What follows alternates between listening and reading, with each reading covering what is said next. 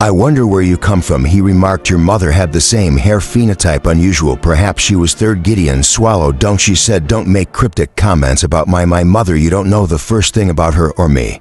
And it's just going to piss me off. When I'm pissed off, I walk out. Are we clear?" As Crystal said, "The necromancer of the 8th. But you misunderstand. This isn't an interrogation. I was more interested in the story of your mother than I was in you when we..."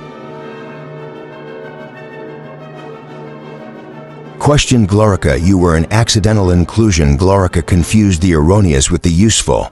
"But ghosts always do." "Ghosts, revenants, to be explicit," said Silas. "Those rare and determined spirits who search out the living before they pass unbidden by clinging to scraps of their former lives. I was surprised that a woman like a Glorica made the transition. She did not last long. Her vertebrae did not turn to ice, but it would have been a lie to say they didn't cool down considerably." Glorica's dead. Silas took an infuriating long drink of water. The pallid column of his throat moved. "They died on the way back to their home planet," he said, wiping his mouth. "The shuttle exploded." Curious, considering it was a perfectly good cohort shuttle with an experienced pilot. This was the shuttle you had intended to commandeer, was it not? Otis would never rhyme melancholy with my mortal folly. Again, Gideon did not confirm or deny. "I don't know the full story," admitted Silas. "I don't need to. I am not here to read out all the secrets of your life and startle you into saying anything. I'm here to talk about the children." "How many in your generation?" "Gideon, the 9th, not infants, but your peers, your age group, not infants." Maybe Glorica had kept some secrets after all, or more like her spirit chose to shriek back into existence solely to complain about the two things that had been of utmost importance to her: a sad dead sack of a son and the sacred bones of her sad dead husband. Gideon held her tongue. Silas pressed yourself. "The reverend daughter. What do you want a census?" "I want you to think about why you and Harrow Harknoni Azimus now represent an entire generation," he said, and he leant forward onto his elbows. His eyes were very intense. His nephew was still braiding his hair, which only somewhat lessened the effect. "I want you to think about the deaths of 200 children when you and she alone lived." "Okay, look, this is wacky," said Gideon. "You've picked on exactly the wrong thing to slam Harrow with. If you want to talk about how she's a corrupt tyrant, I'm all ears. But I know about the flu. She wasn't even born yet. I was, 1 year old, so I didn't do it. There was vent bacteria in the crash in the schoolroom hall, and it took out all the kids and one of the teachers before they found out what it was." This had made perfect sense to her always. Not only were the children of the 9th unusually sickly and decrepit anyway, the 9th house only seemed to truck with the palate defective and upset, but among so much malign decay, nobody would have noticed a ventilation problem until it was far too late. She had always privately suspected that she had lived due to the other children avoiding her. The youngest had gone first, and the eldest two were caring for the youngest, and then everyone was gone from the age of 19 down a whole generation of holy orders. Harrow had been the only birth. The Mr. C of Tiny Tombs. Vent bacteria does not kill. Immunoefficient teenagers, said Silas. You've never seen a 9th house teenager vent bacteria, said Silas. Again, does not kill immunoefficient teenagers. It made no sense. He didn't know that Harrow was the last baby born. The 9th house had been jealous of its dwindling population for generations. Bumping off any child, let alone its youngest crop of nuns and Cenobites, would be a horrifying waste of resources. The crash flu had been an extinction event. I don't get it, Gideon said.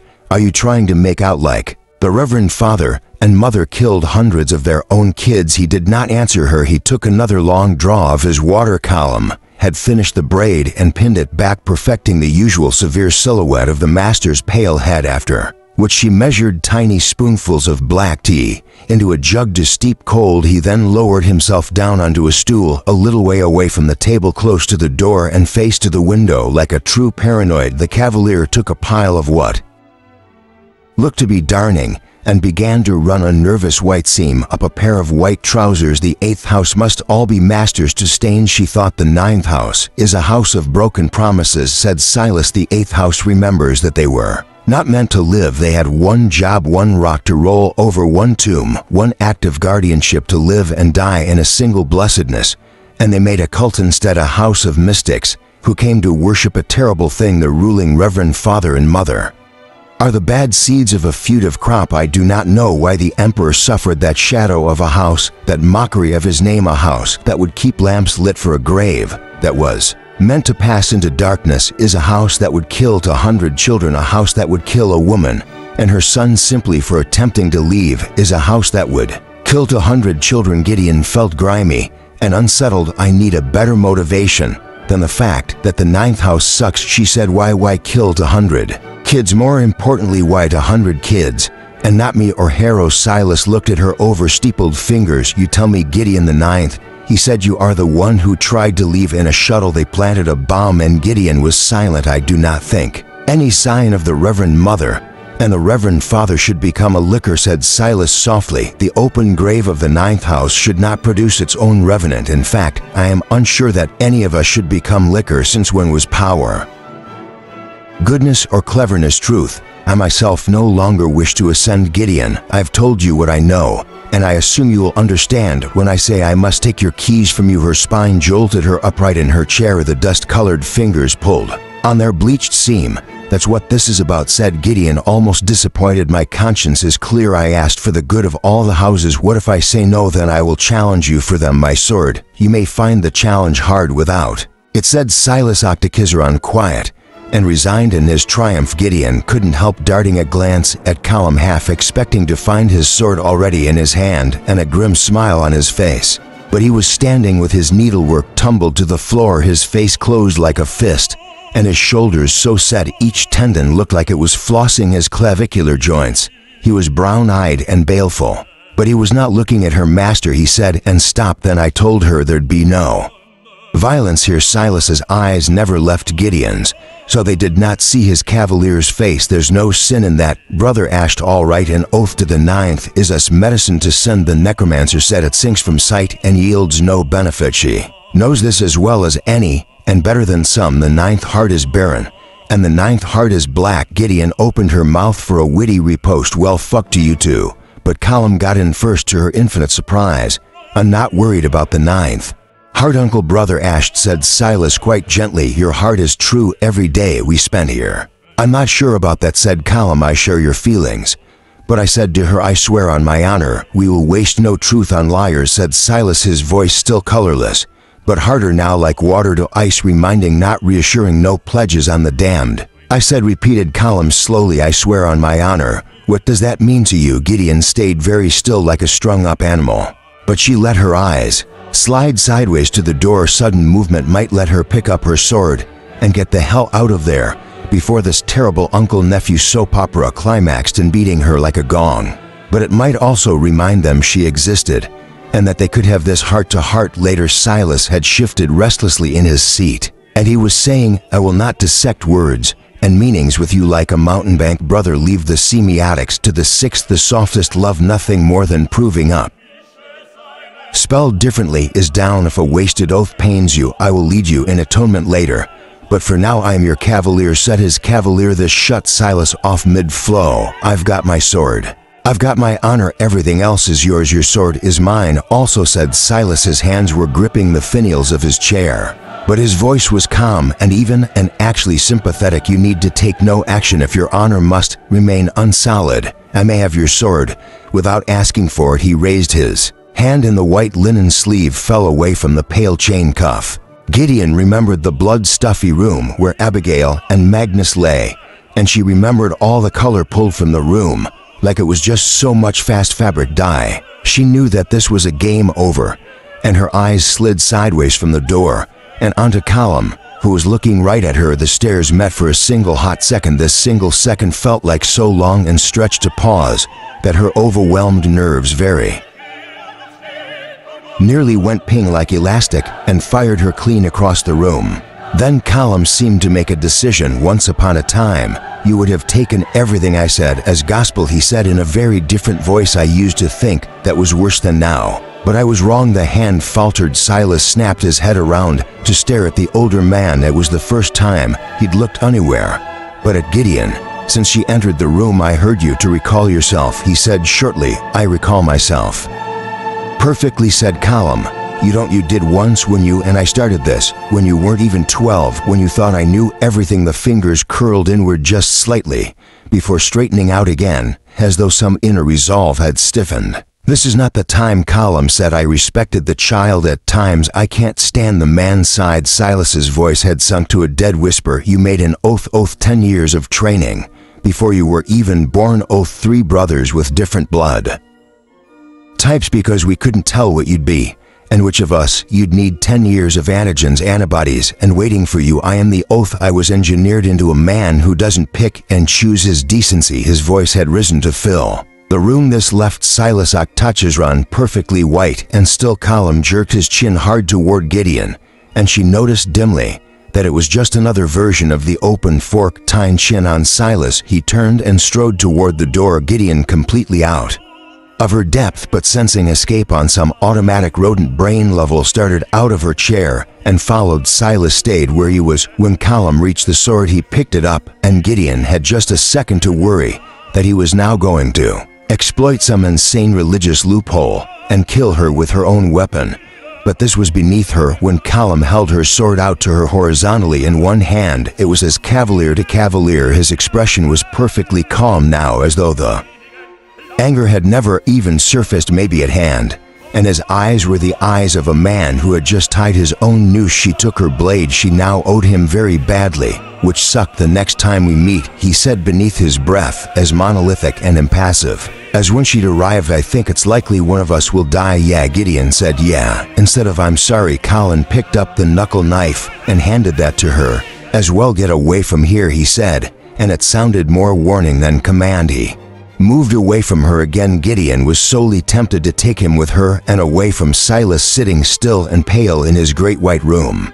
But she felt that probably that wasn't going to happen. She also thought about skidding off a couple middle fingers to Sinus around Colum's shoulders, but concluded the moral high ground was sometimes worth holding on to, so she left. As she walked away, she braced for a sudden burst of angry voices yelling recriminations, maybe even a cry of pain. But there was only silence. Chapter 29. In a welter of stupid faction, Gideon wandered the halls of Canaan House, unwilling to go home. She walked down the neglected halls and dimly realized she could no longer smell the mold, having smelled it for so long that it became indistinguishable from the air around her. She stood in the cool shadows of putrefied doorways, trailing her fingers over the porous bumps and splinters of very old wood skeletons. Salvatores rattled past her holding baskets or ancient watering cans, and when she looked out through a filth-streaked window, she saw a couple of them standing on the battlements lit up by white sunshine, holding long poles over the side. Her brain registered this as making total sense.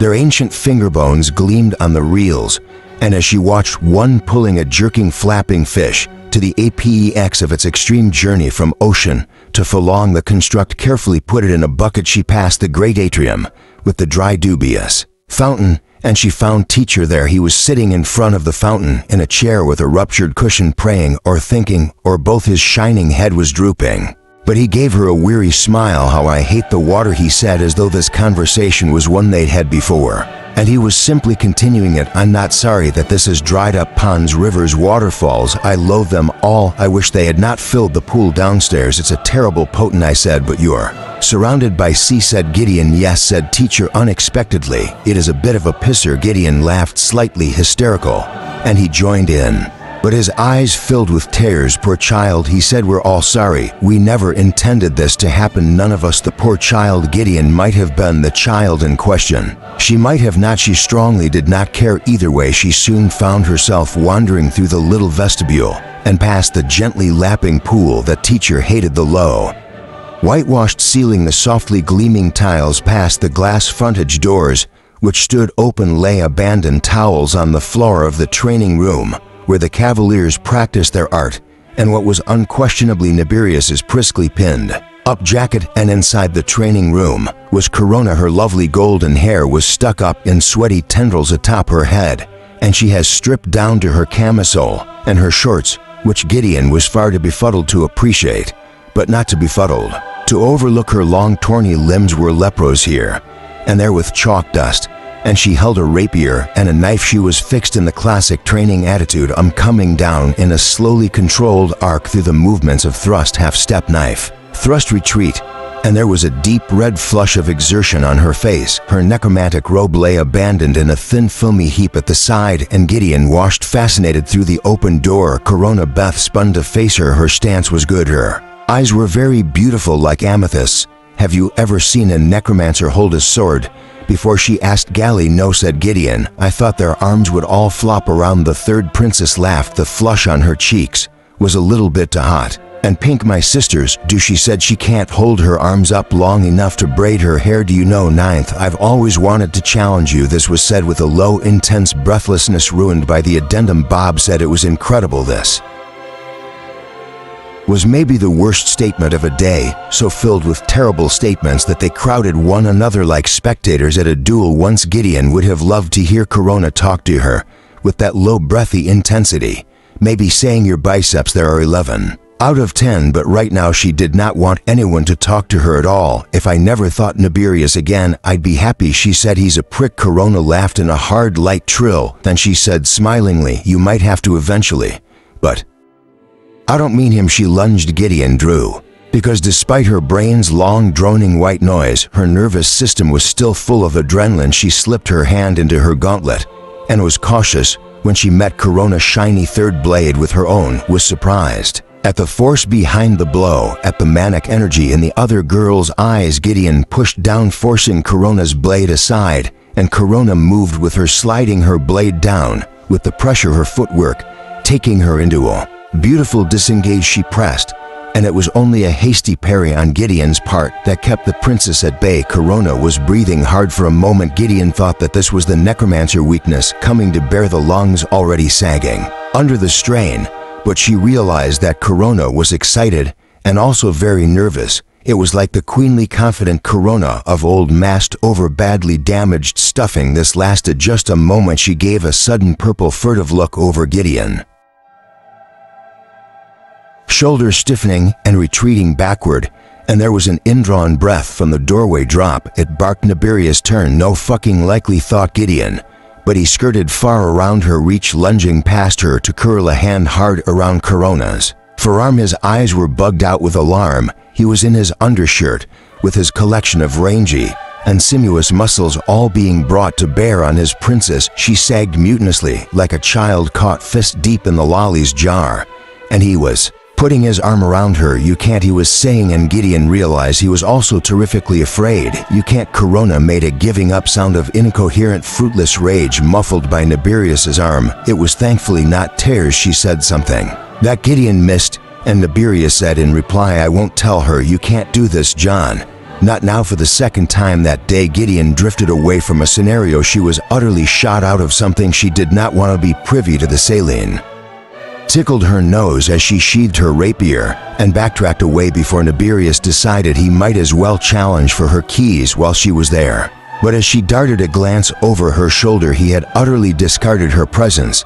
He had placed his arm like a crossbar over Corona's collarbone, and she had bitten him, apparently to soothe her own obscure feelings. Gideon wished for no more part in any of this. Gideon went home. Her feet took her heavy and unwilling back to the bone wreathed door of the 9th quarters. Her hands pushed open the door hard, recklessly. There was no sign of anyone within. The door to the main bedroom was closed, but Gideon pushed that open too without even knocking. There was nobody there. With the curtains drawn here, his room was dark, and still the bed inhabiting the center of the room like a big hulking shadow. The sheets were rumpled and unmade. She could see the fetal curl dent on the mattress where Harrow slept. Pens spilled off the mildew spotted dressing table, and books propped up, other useful books on the drawers.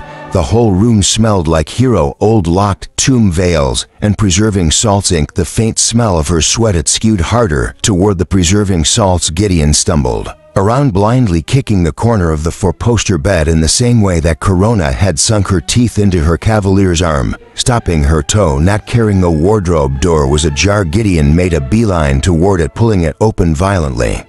Though she had no heart to sew shut the cuffs on all of Harrow Hark's shirts, so she once might have done, she half expected Bone Wards to yank both her arms from their sockets.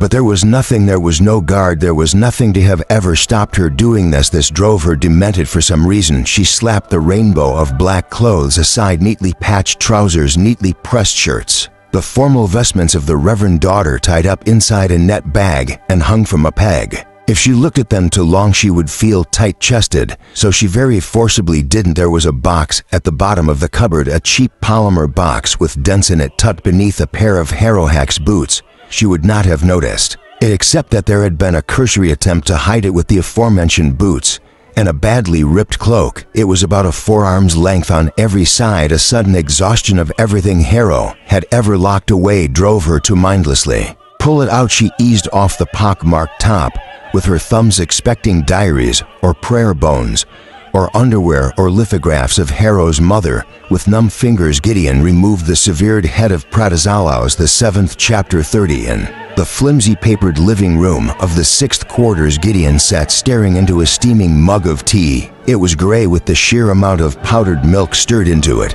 and it was her 3rd cup. She had been terribly afraid that they put medicines into it or tranquilizers or something when she wouldn't drink. Both Necromancer and Cavalier had taken sips to prove it was unadulterated, with expressions that plainly said idiot. Palamides had been the one to wait patiently next to her while she had thrown up lavishly in the 6th toilet. Now she sat haggard and empty on a spongy mattress they had pulled out as a chair. Pratizalaus's head sat dead-eyed on the desk. It looked exactly as it had in life, as though upon being separated from its trunk it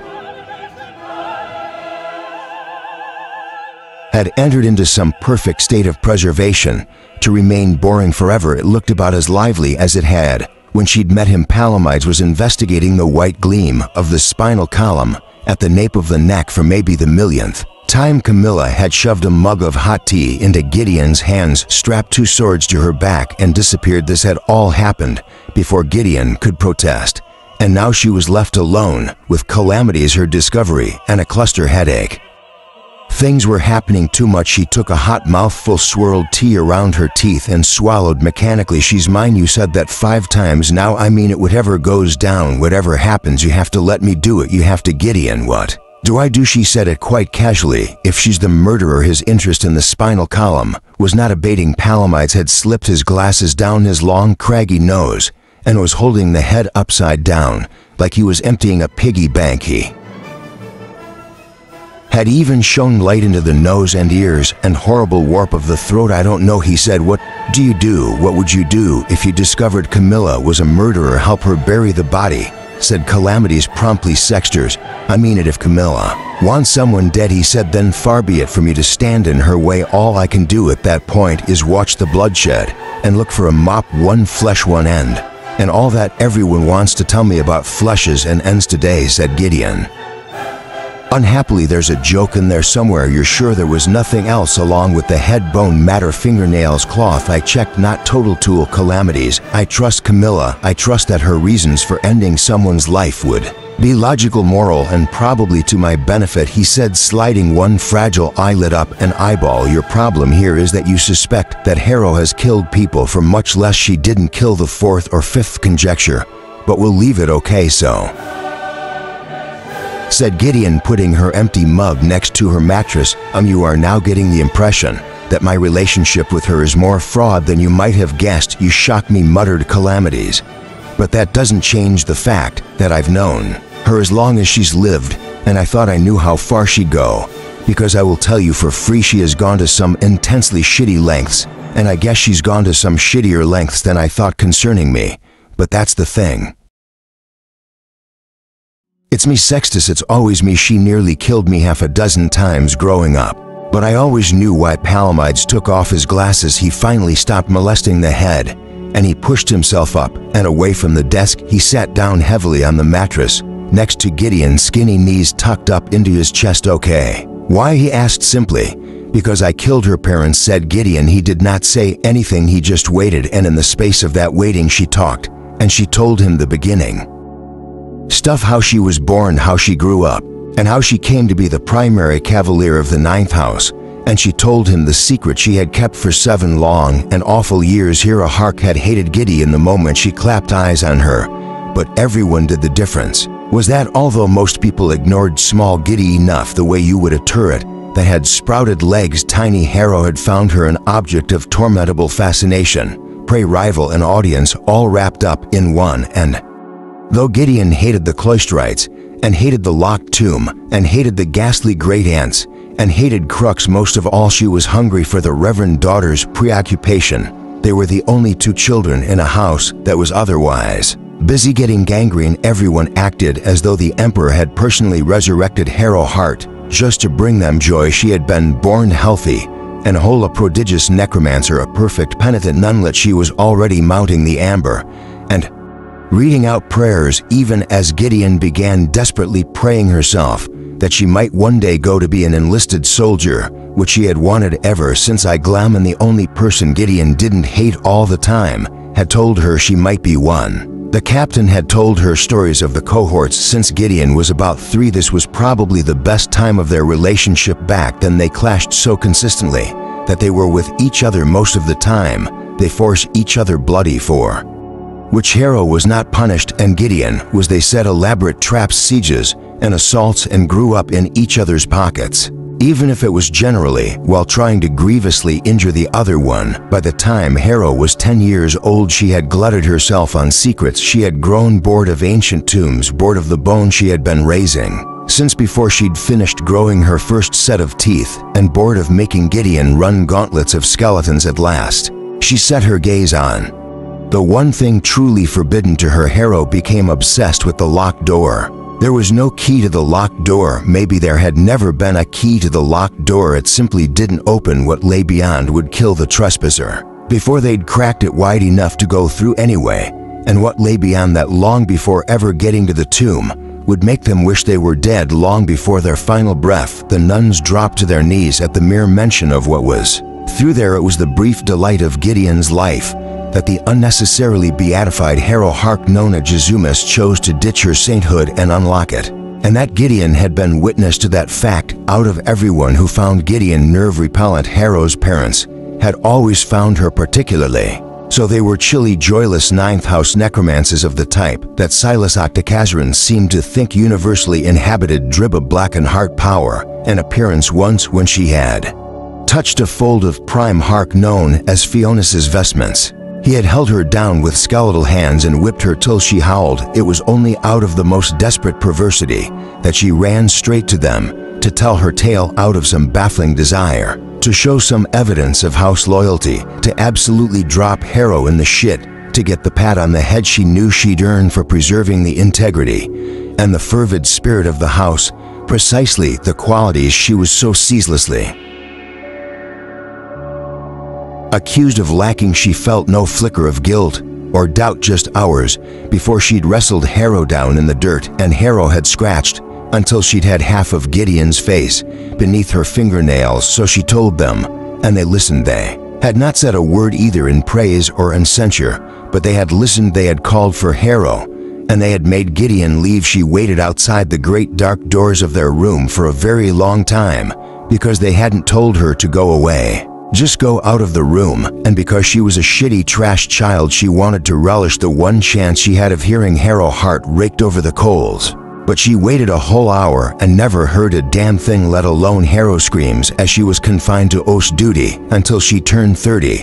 And then Gideon couldn't wait anymore. She pushed open the door and she walked in and found Pearly Amana and Priam Hark hanging from the rafters, purple and dead. Mortis the Ninth, their huge and tragic cavalier, swung beside them from a rafter, groaning with his bulk as she walked in on Harrow Hark holding lengths of unused rope among the chairs her parents had kicked aside with eyes like coals that had burnt away. Harrow had beheld her. She had beheld Harrow, and nothing had ever gone right after that. Never ever. I was 11, said Gideon, and here I am knocking all over again. Palamides did not say anything. He just sat there listening as solemnly as if she had described some new type of novel.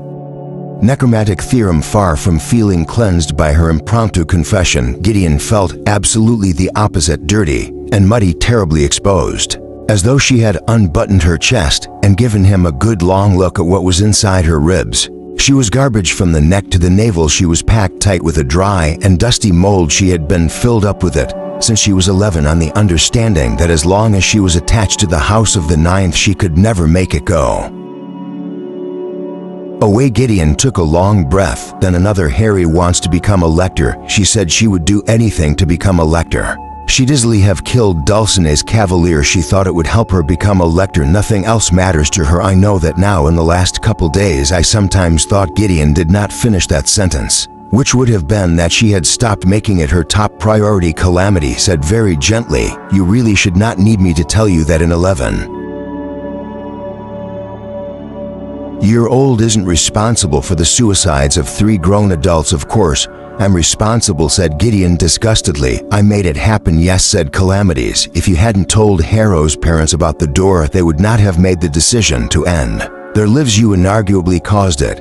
But cause by itself is an empty concept. The choice to get up in the morning, the choice to have a hot breakfast or a cold one, the choice to do something 30 seconds faster or 30 seconds slower, those choices cause all sorts of things to happen. That doesn't make you responsible. Here's a confession for you. I killed Magnus and Abigail." Gideon blinked at him. "If the second I stepped off my shuttle," said the suddenly revealed double murderer blithely, "I had snatched Cam's dagger and put it straight through Teacher's throat, the electoral trial could never have begun. That'd have been an opera. The cohort would have arrived, I'd have been dragged away, and everyone else would have been sent safe back home. Because I didn't kill Teacher, the trial began, and because the trial began, Magnus Quinn and Abigail Pent are dead. So I did it. It's my fault. All I ask is that you put some pen and flimsy in my cell so I can start on my memoirs." Gideon blinked a couple more times. "No, hold up, that's stupid. They're not the same." "I don't see why not," said the Necromancer. "We both made decisions that led to bad things happening." She rubbed at the bridge of her nose. "Dr. Kizaran said you guys love to mess with what words mean. The 8th house thinks there's right and there's wrong," said Calamities wearily, "and by a series of happy coincidences, they always end up being right. Look, Nev, you ratted out your childhood nemesis to get her in trouble. You didn't kill her parents, and she shouldn't hate you like you did, and you shouldn't hate you like you did." He was peering at her through his spectacles. "Hey," she objected lamely. "I never said I hated myself." "Evidence," he said, "outweighs testimony." Awkwardly and a bit briskly, he took her hand. He squeezed it. They were both obviously embarrassed by this, but Gideon did not let go, not when she rummaged in the pocket of her robe with her other hand, and not when she passed over the scrambled up piece of flimsy that had bewildered her for so long. He unscrambled it and read without reaction. She squeezed his hand like an oath or a threat. "This is from a liquor lab," he said eventually. "Isn't it?" "Yeah," she admitted. "Is it? I mean, is it real?" He looked at her. "It's nearly 10,000 years old. If that's what you mean, well, I'm not." She said, "So what the fuck?" "Basically, the ultimate question," he agreed, returning his attention to the flimsy. "Can I borrow this? I'd like to look at it properly." "Do not show it to anyone else," Gideon said, without really knowing why. Something about her name being on this ancient piece of garbage felt as dangerous as a live grenade. "I'm serious. It stays between us. I swear on my cavalier," he said. "You can't even show her." They were interrupted by 6 short knocks on the door, followed by 6 long. Both sprang up to pull apart the interlaced lattice of deadbolts. Camilla came through, and with her upright and calm was Harrow. For one wacky moment, Gideon thought that she and Camilla had been holding hands, and that today was one huge rash of into-household hand-fondling. But then she realized that their wrists were cuffed together. Camilla was nobody's fool, though how she'd cuffed her was going to be a tale of terror for another day. Gideon did not look at her, and Harrow did not look at Gideon. Gideon very slowly put her hand on her sword. But for nothing, Harrow was looking at Calamities. She expected pretty much anything, but she didn't expect him to say no. "Nagissimus, why didn't you tell me? I didn't trust you," she said simply. "My original theory was that you'd done it. Septimus wasn't capable on her own, and it didn't seem far-fetched that you were working in concert. Will you believe me when I say we aren't?" "Yes," she said, "because if you were that good, you would have killed my cavalier already, and even intended to hurt him." Sextus, the head fell off the moment I pushed. "What then?" "We go," said Calamities. "We get everyone. We talk to her. I won't have any more conversations in the dark or doubting of my intentions," Gideon said helplessly. "Someone enlighten me. I am just a poor cavalier." But nobody paid her the slightest damn bit of attention, even though she had her hand very forbiddingly on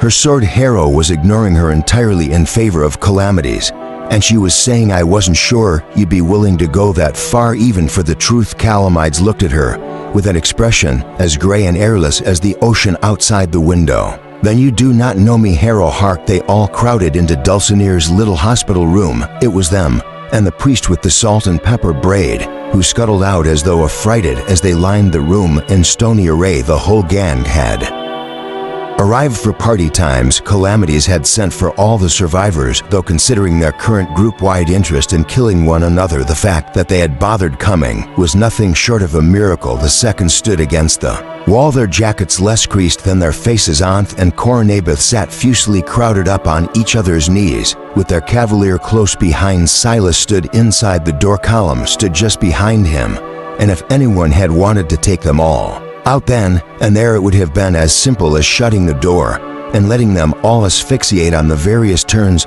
per maid. It seems so strange that this was now all of them. The necromancer of the seventh house was propped up on a bundle of fat cushions, looking calm and transparent with every stertorous breath. Her shoulders shook, but her hair was perfectly brushed, and her nightgown nightmarishly frilly. She had in her lap the box that contained Pritus Alauza's head, and when she drew it gently out, wholly unspoiled, as if he was still alive, there were several indrawn breaths. Hers was not among them. My poor boy, she said sincerely. I'll never be able to put him back together now. Who took him apart? He's a wreck. Calamides steepled his fingers and leaned forward, grayly intent. Lady Septimus, Duchess of Rhodes, he said very formally, I put to you, before everyone here, that this man was dead before you arrived by shuttle at the first house and appeared alive only through deep flesh magic. There was an immediate hubbub, uncalmed by his impatient be quiet gestures and the shoving of his spectacles up his nose. Among the collective mutters, Ianthe Tridentarius's acid drool was loudest. Well, this is the only interesting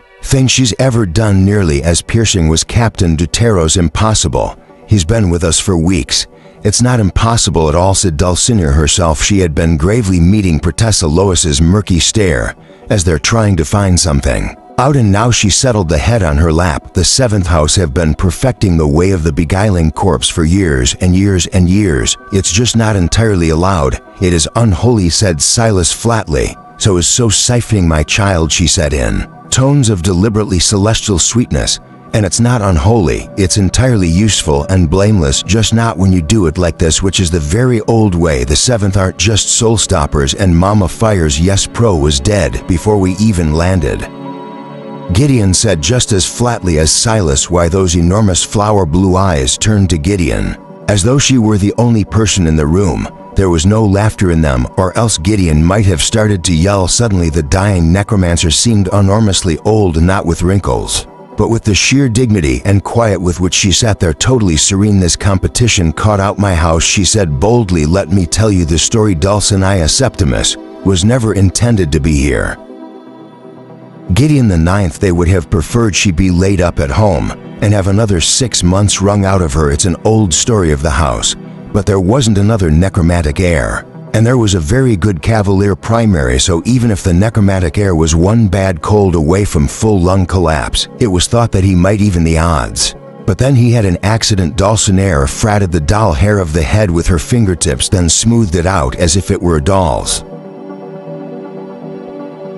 Hypothetically, if you were the seventh house, and all your fortunes were now represented into dead bodies, one breathing a little bit more than the other, wouldn't you consider something far-fetched? Let's say by utilizing the way of the beguiling corpse and hoping that nobody noticed that your house was Doa. I'm sorry for deceiving you, but I'm not sorry I came.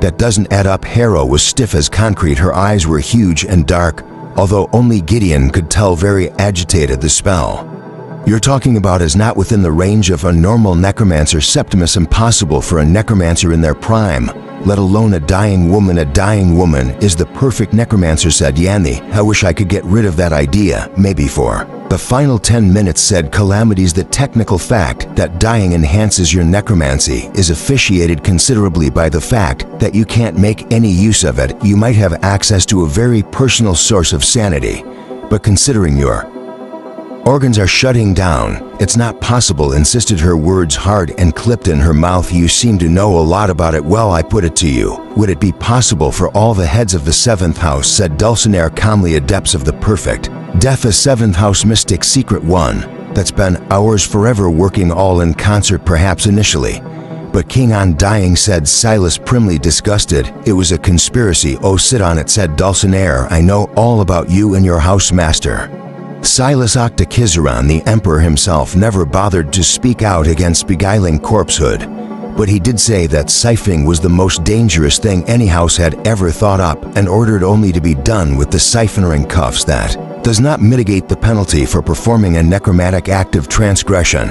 I've no interest in meeting up the justice of the tomb, said Captain Ducha Ross gruffly. I know that's the 8th house's prerogative, but at the same time, master Octakizaran, we cannot afford this right now. A woman who would be party to this kind of magic, said Silas, might be party to anything. The woman who was party to that kind of magic, and therefore may be party to anything, opened her mouth to speak, but instead had a coughing fit that seemed to start at her toes and go all the way up her spine. Arched, she bleated, and then began to moistly choke to death. Her face turned so gray that for a moment Gideon was convinced the 8th house was doing something to her, but it was a block of phlegm.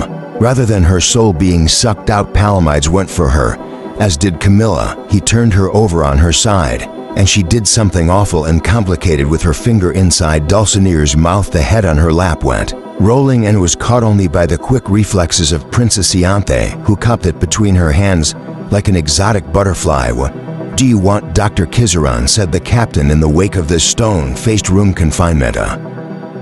Death sentence. Both are uncharacteristically easy to fulfill in this instance. I understand your point, said Silas. I do not agree with it. I will take my leave, madam. This is not interesting to me anymore. His exit was arrested by his cavalier as brown, and his careworn as ever, standing between him and the doorway column.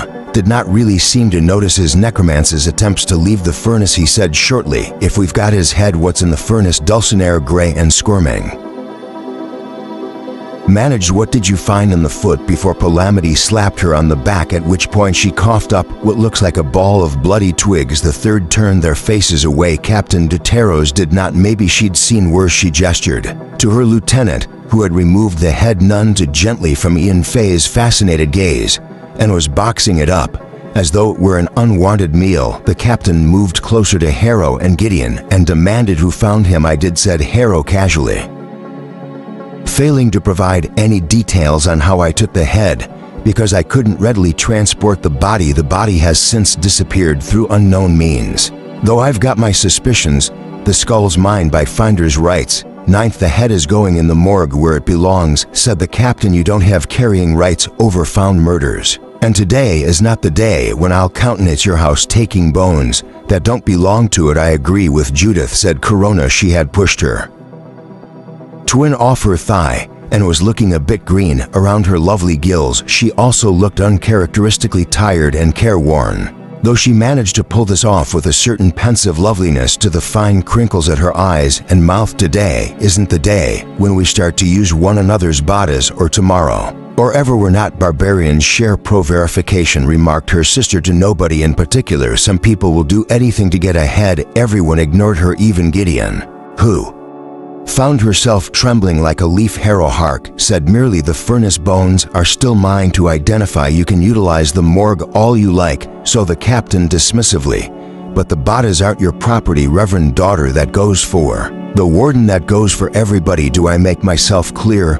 or shall I repeat? Understood, said Calamities. Understood, said the reverend daughter in the tones of someone who neither understood nor intended to. Silas had not left in that case, he said. I consider it my bound and duty to take watch over the morgue in case the 9th forgets what constitutes defilement of the bodies. I will take the remains. You may find me there. Captain Dutros did not roll her eyes. She gestured to her lieutenant, who handed over the box. Silas took it and winced faintly, and then passed it to his nephew. Gruesome parcel secured, they finally turned and left. The third were already starting to bitch. I always said he didn't look right, said the cavalier. You said no such thing, said the first twin. At no point did you ever say that, said the second twin. Excuse you, I did. Captain Dutros cleared her throat over the fresh internecine squabbling. Does anyone else want to take this opportunity to admit that they're already dead, or a flesh construct or other relevant object? Anyone? Calamides had been wiping Dulcinea's mouth very gently with a white cloth. He laid his hand at her neck. She was still. Her face was now the thin blue-white color of Canaan.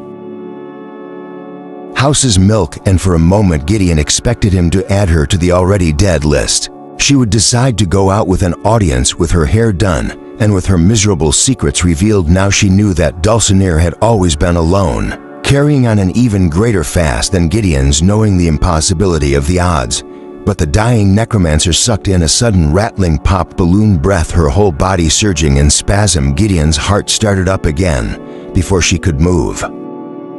Palomides was there, and with terrible tenderness, as though they were alone in the room and the world alike, he kissed the back of Dulcinea's hand. Gideon looked away, blushing with a shame she didn't interrogate, and found Teacher in the doorway with his hands folded before his Gouldy rainbow sash. Nobody had heard him enter. Maybe later Lady Judith, he said. She said, "You'll need to contact the 7th house and have her sent back home. It's morally and legally out of the question to leave her this way. Is that clear?" "I cannot," said Teacher. "There was only ever a single communications channel in Canaan House, my lady, and I cannot call her house on it. I cannot call the 5th, nor the 4th, nor now the 7th. This is part of the sacred silence we keep. There will be an end to all this, and there will be a reckoning, but Lady Septimus will stay with us until the last." The Second's adept had stopped all of a sudden. For a moment Gideon thought she was going to lose her carefully but in rag.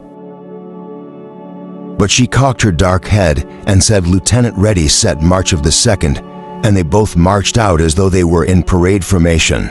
They did not give the rest of the room a backward glance. Teacher looked at the tablet before him, the bed, the blood, the 3rd calamity still clutching Dulcinea's fingers within his own, and Dulcinea out cold. "How long does Lady Septimus have?" he asked. "I can no longer tell, days, weeks, if we're lucky," said Calamities bluntly. Dulcinea made a little hiccuping noise on the bed that sounded half like a giggle and half like a sigh. "That's if we keep the windows open and her airways clear." Breathing recycle roads probably took 10 years off her life. She's been sitting on the brink without shifting one way or the other. The woman has the stamina of a steam engine, and all we can do is keep her comfortable and see if she doesn't decide to pull through." Harrow said to him, slowly undoing the cavalier's bodywork. "Should have killed her. It would have been an incredible shock to her system. Spreading it between multiple casters may have diluted the feedback. That is not remotely how it works," said Ianthe. "Oh God, here comes the expert in Iberia," said Bobs. Said Ian, say sister hurriedly, "You're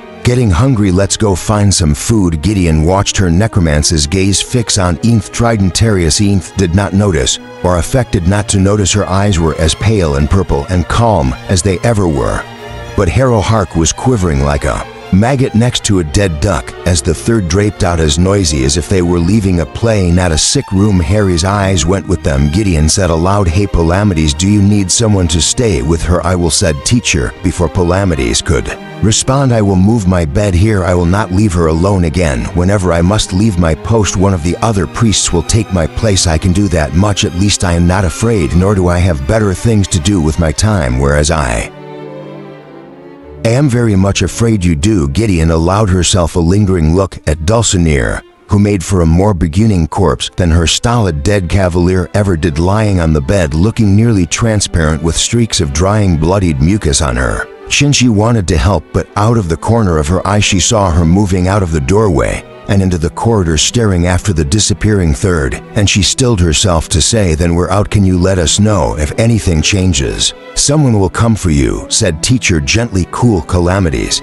He met her eye. He had taken off his glasses and was cleaning them with one of his innumerable handkerchiefs. "9th," he said, "if she were capable of anything in order to become a licker, don't you think she'd be one already? If she really wanted to watch the world burn, wouldn't we all be a light?" "Stop flattering her." "But thanks," said Gideon, and she darted off into the corridor after Harrow. Chapter 31. In the corridor, her necromancer was staring distantly down the passageway at the disappearing hems of the 3rd. Her brow had followed a wrinkle into her paint. She had intended to do a lot of things, but Harrow left her no opening for the actions she'd planned and offered none of the answers she'd wanted. She simply turned in a swish of black cloth and said, "Follow me." Gideon had prepared beforehand a fuck you salvo so long and so loud that Harrow would have to be taken away to be killed. But then Harrow added, "Please this," please convinced Gideon to follow her in silence. She had more or less expected her to leave with "What were you doing in my closet?" at which point Gideon might well have shaken her.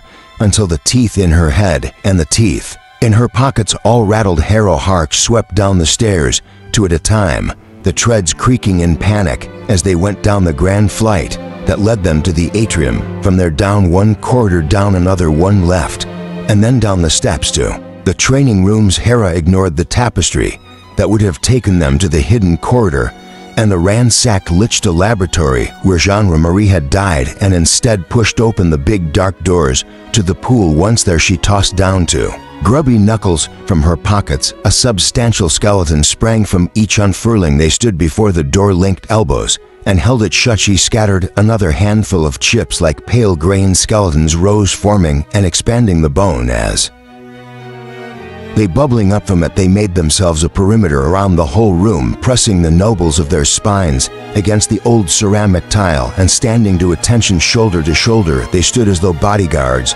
or hideous chaperones. Her returns to face Gideon, and her eyes were as black and inexorable as a gravity collapse. The time has come. She took a deep breath, and then she undid the catches to her robes, and they fell away from her thin shoulders to puddle around her ankles on the floor. To tell you everything, she said.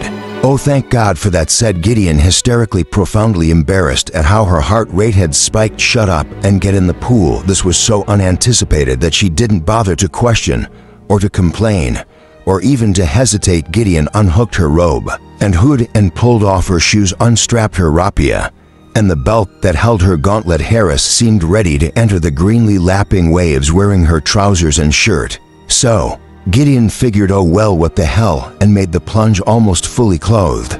She jumped in recklessly. Tidal waves exploded outward at her passing, peppering the stone sides of the pool with droplets gushing and foaming. The sea-mead distasteful feeling of water seeping through her underwear hit her all at once. Gideon splattered and ducked her head beneath and spat out a mouthful of liquid that was warm as blood. After a moment's consideration, Harrow stepped into, walking off the side, carelessly slipping beneath the water like a clean black knife. She disappeared beneath the surface, then emerged gasping, splattering in a way that ruined everything about the portentous entrance. She faced Gideon and trod water, flapping her arms a little before she managed to get her toes touching the bottom. Are we in here for a reason? Their voices echoed. The ninth house has a secret, Nav, said Hera. She sounded calm and measured and frank in a way she'd never been before. Only my family knows of it, and even we could never discuss it unless this was my mother's rule. We were immersed in salt water. We kept a ceremonial pool for the purpose, hidden from the rest of the house. It was cold and deep, and I hated every moment I was in it. But my mother is dead, and I find now that if I really am to betray my family's most sacred trust, I am obliged at the least to keep intact her rule. Gideon blinked. Oh shit, she said. You really meant it. This is it. This is go time. This is go time. A great Harrow hack. Gideon swept both of her hands through her hair, trickles going down the back of her neck and into her sudden collar. Eventually, all she said was, why, the reasons are multitudinous, said her necromancer. Her paint was wearing off. In the water, she looked like a gray picture of a melting skeleton. I had intended to let you know some of it before, an expurgated version, and then you looked in my closet. If I had told you my suspicions about Septimus's meat puppet on the first day, none of this would have happened the first day. Griddle, said Harry. I have not puppeted my own parents around for 5 years and learned nothing. Anger did seep into Gideon, then along with a couple more liters of salt water. Why the hell didn't you tell me when you killed him? I didn't kill him, said her heart sharply. Someone else did. Blade through the heart. From what I saw, though, I only got a few minutes to look before I had to run. I only had to push the theorem the most basic bit before he came apart. I took the head and left when I thought I heard someone coming. This was the night after we completed the entropy field challenge. No, you monsters, as said Gideon coldly. I mean, why didn't you tell me you'd killed him before you sent genre chatter? And her necromancer returned to the facility to look for the guy who was in a box in your closet. Why didn't you take the moment to say, I don't know, let's not send two children downstairs to get fucked up by a huge bone creature? Harrow exhaled. I panicked. She said, at the time I thought I was sending you down a blind tunnel, and that the real danger was Sextus and Septimus, that either one might ambush you and that the sensible solution was to take them both on myself. My plan was to get you clear of a necromantic duel. At the time, I even thought it elegant noni is Amos. All you had to do was delay. Tell me you were freaking out. All you had to do was say that Dulcinea's Cav was a mummy man. I had reason to believe. Said her that you would trust her more than you trusted me. This answer contorted Gideon's face into her best "Are you fucking kidding me?" expression. Opposite, Harrow smoothed her forehead out with her thumbs, which took away another significant portion of skeleton. I thought you were compromised, she continued waspishly. I assumed you would assume that I dismantled the puppet as an act of bad faith and go straight to the 7th. I wanted to do enough research to present you with a cut and dry case. I had no idea what it would mean for the 4th house. The 9th is deep in their blood dead, and I am undone by the expense. I did not want to hurt you, Griddle. I didn't want to disturb your equilibrium, Harrow said. Gideon, if my heart had a dick you would kick it. I did not want to alienate you more than I already had. And then it seemed as though we were on a more even footing, said Harrow, who was stumbling in a way Gideon had never before witnessed. It looked as though she were sucking drawers in her brain, trying to find the right set of words to "where are we?" It was too tenuous to risk, and then too tenuous to risk, Harrow said. Gideon again more slowly, if I hadn't gone to Palamides, and I nearly didn't go to Palamides, I would have waited for you in our rooms with my sword drawn. And I would have gone for you. I was so convinced you were behind everything that you'd killed Jean-Marie and Isaac, Magnus and Abigail. I did not own. I never have said her, and I know you would have killed me or vice versa. This surprised her in silence. The wavelets splashed gently at the tiled edges of the pool. Gideon kicked off the bottom and fluttered her feet back and forth, bobbing her shirt, billowing out with water. Okay, she said eventually. Question time. Who did all the murders? Never. I mean it. What's happening? Is Canaan house haunted? Or what? Who killed the 4th and the 5th? Her necromancer also pulled her feet up from the bottom and floated momentarily, chin deep in green salt water. Her eyes were narrowed in thought. I can't say, she said. Sorry, that's not a fruitful line of inquiry.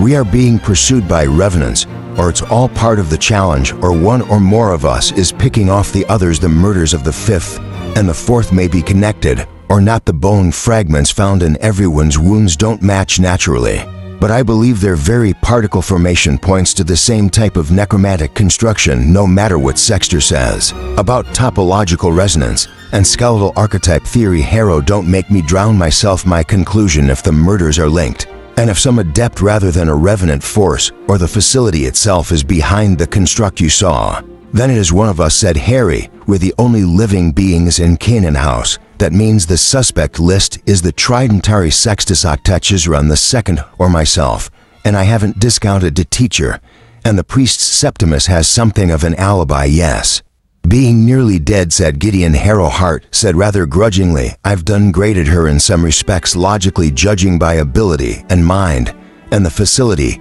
to combine both and surface to an end. It's Palamides Sextus and his cavalier. She shook her head as Gideon opened her mouth to protest. No, I realize neither has, as you might put it, a fucking motive. A logical conclusion is worth very little if I don't have all the facts. Then there's teacher and the liquor laboratories and the rules. Why those theorems? What powers them? Why was the 4th cavalier killed but you left alive? These were all questions that Gideon had privately asked the dead of night many times since Jean-Marie had died. She let her shoulders slide back into the water until it was cold up to the backs of her ears, staring at the single fluorescent bar that swung above the pool. Her body floated weightless in a puddle of yellow light. She could have asked her anything. She could have asked about the bomb that had taken Autus Nigernad's life instead of hers.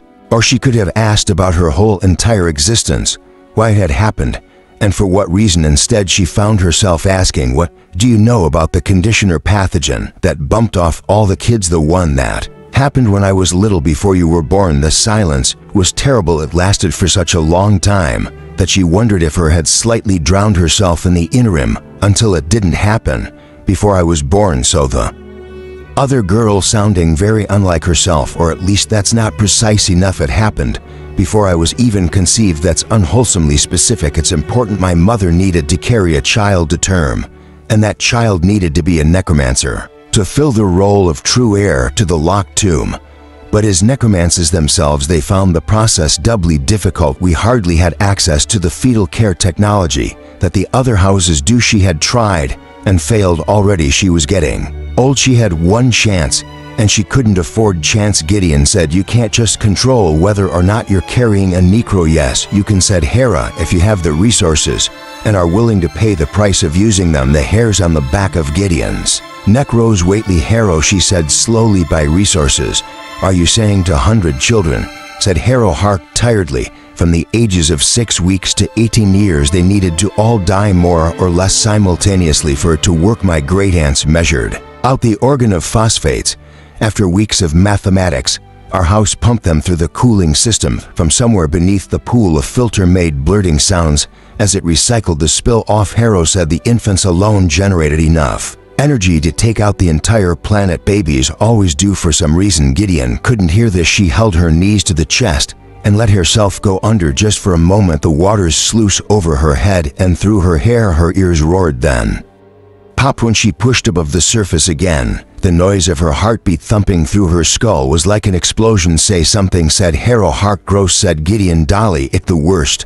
What can I say to that? What the fuck can I say to all that? It let me be born," said the necromancer. "And I was me.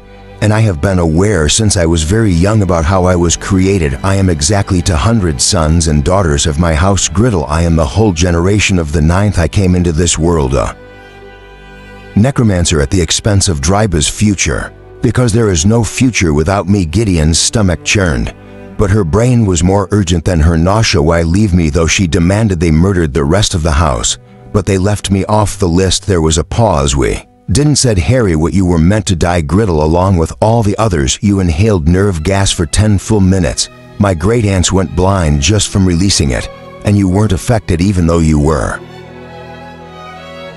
just 2 cots away from the vent. You just didn't die. My parents were terrified of you for the rest of their lives. The Reverend Father and Mother hadn't found her unnatural because of how she'd been born. They'd found her unnatural because of how she hadn't died, and all the nuns and all the priests and all the anchorites of the cloister had taken the cue from them, not knowing that it was because Gideon was just some smothered and unfortunate animal who had still been alive. The next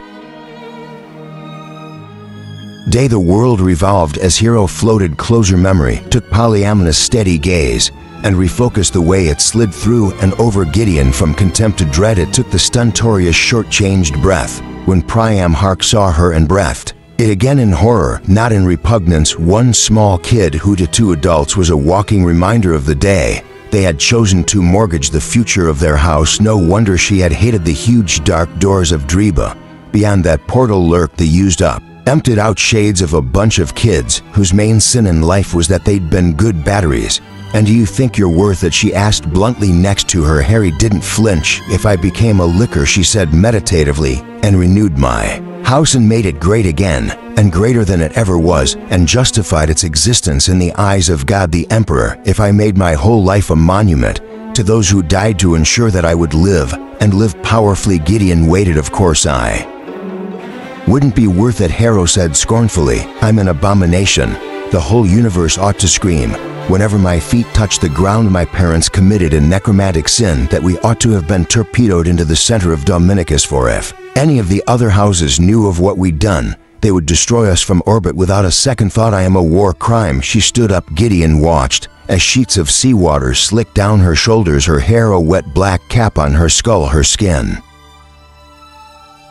shining gray and green from the waves. All the paint had rubbed off, and her heart looked thin and haggard and no older than genre chatter.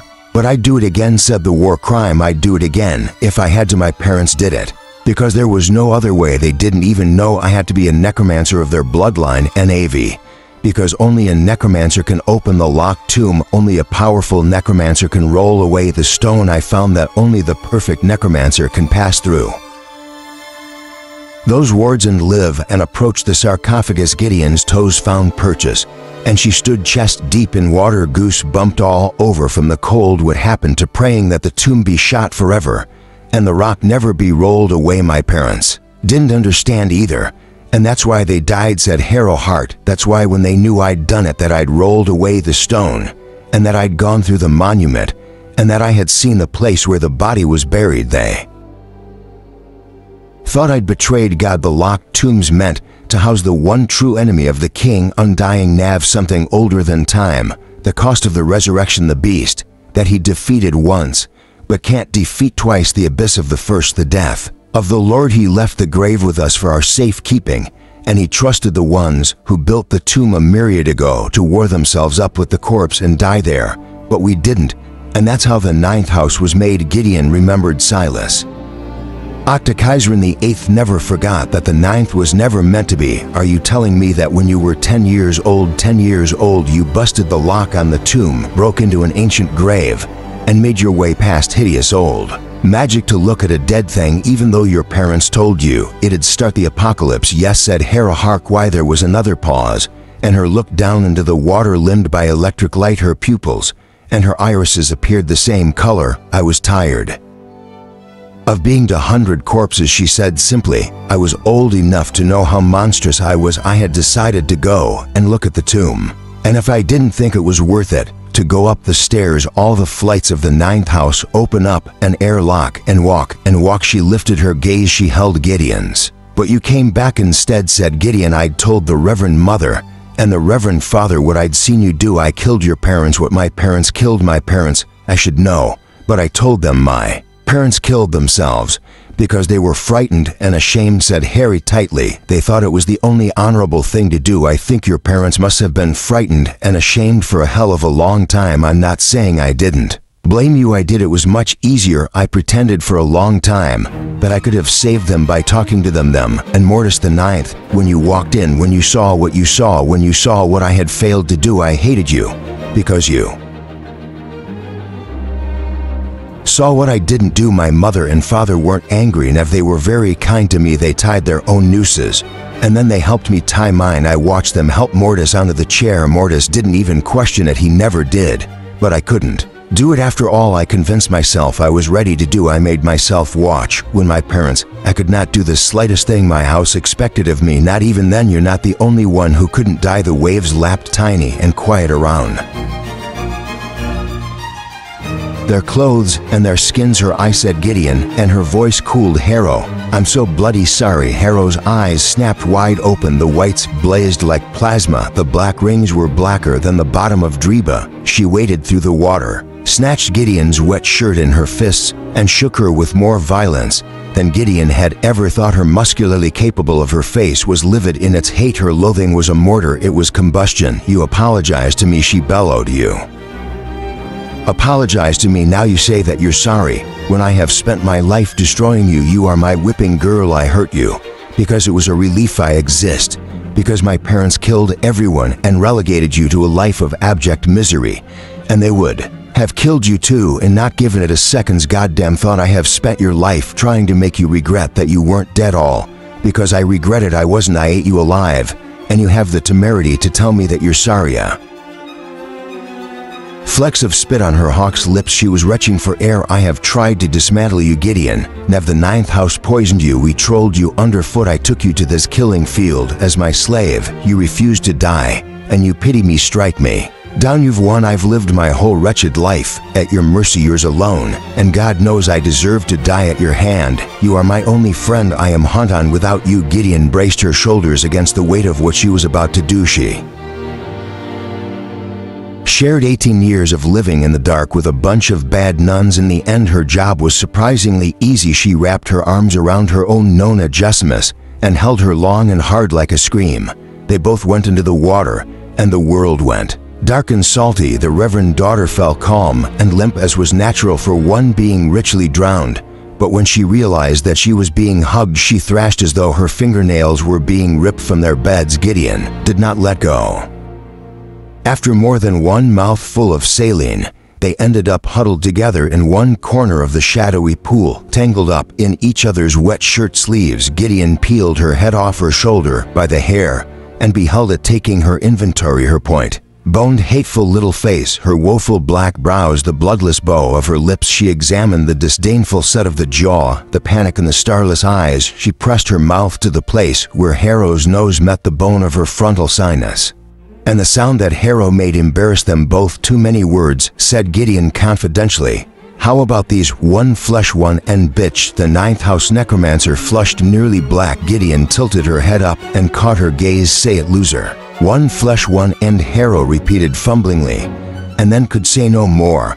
After what seemed like a very, very long time, her adept said, Gideon, you need to promise me something. Gideon wiped a thumb over her temple, tied it away, a stringy lock of shadow colored hair. Her shattered. I thought that this was all about me getting a bunch of concessions and you groveling. But you called me Gideon, so shoot. Harry said, in the event of my death, Gideon, if something ever does get the better of me, I need you to outlast me. I need you to go back to the ninth house and protect the locked tomb. If I die, I need your duty not to die with me. That is such a dick move, said Gideon reproachfully. I know, said Hera. I know, Hera. What the hell is in there that you'd ask that of me? Her adept closed heavy-lidded eyes beyond the doors. There's just the rock, she said. The rock and the tomb surrounded by water. I won't bore you with the magic or the locks or the wards or the barriers. Just know that it took me a year to walk 6 steps inside, and that it nearly killed me. Then there's a blood ward bypass on the doors, which will only respawn for the necromancer divine.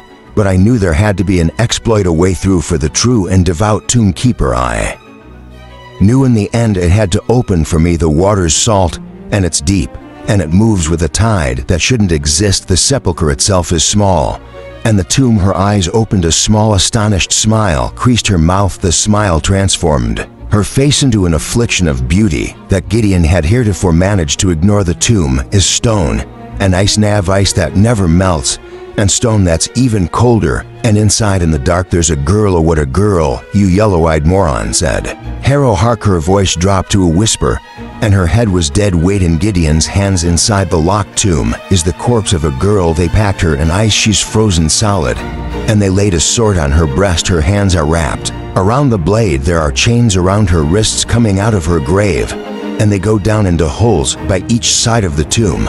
And there are chains on her ankles that do the same, and there are chains around her throat.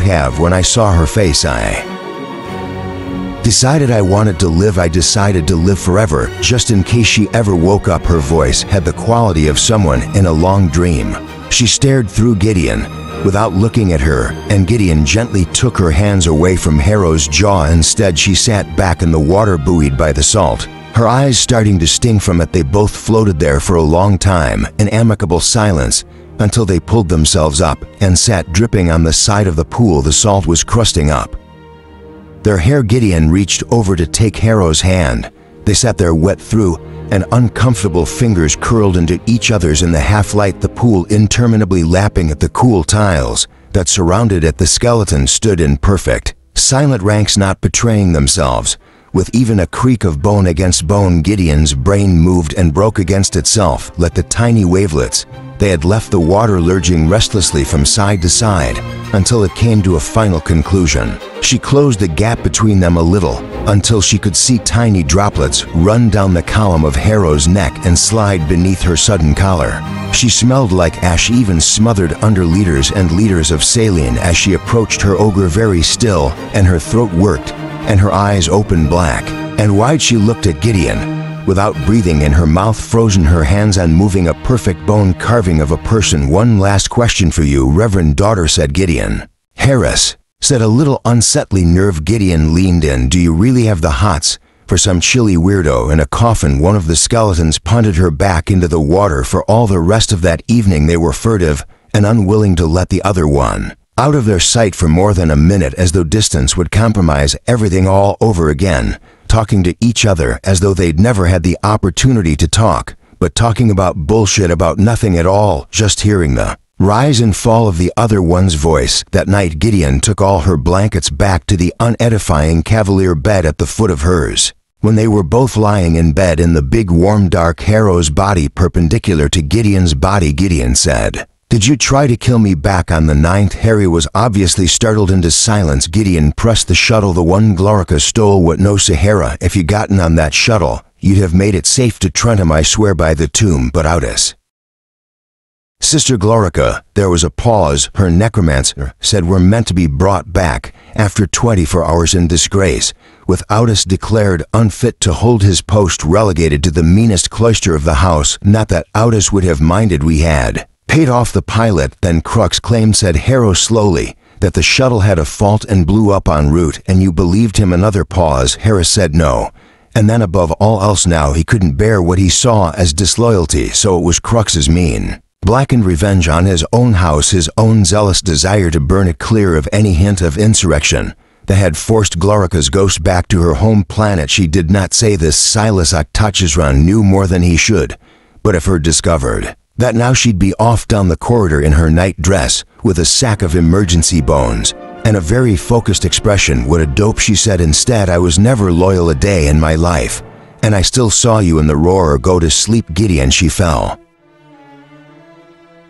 asleep and for once didn't dream of anything at all. Chapter 32. This is cheating, said Harrow Hark forbiddingly. We're just being resourceful, said Calamities. They were standing outside a laboratory door that Gideon had never seen. This one had not been hidden, just very inconveniently placed at the top most accessible point of the tower. It took more stairs than Gideon's knees had ever wanted, and was situated plainly at the end of a terrace corridor where the sun slanted in through broken windows. The terrace in question looked so frankly about to disintegrate that Gideon tried to stay close to the corridor's inside wall, in case most of the floor suddenly decided to fall off the side of Canaan House. This selectoral door was the same as the others, had been gaping obsidian eye sockets in carved obsidian temple bones, black pillars, and no handle, and a threatwork symbol to differentiate it from the other two doors Gideon had seen. This one looked like three rings joined on a line. We have no key, Harrow was saying. This is not entering a locked door.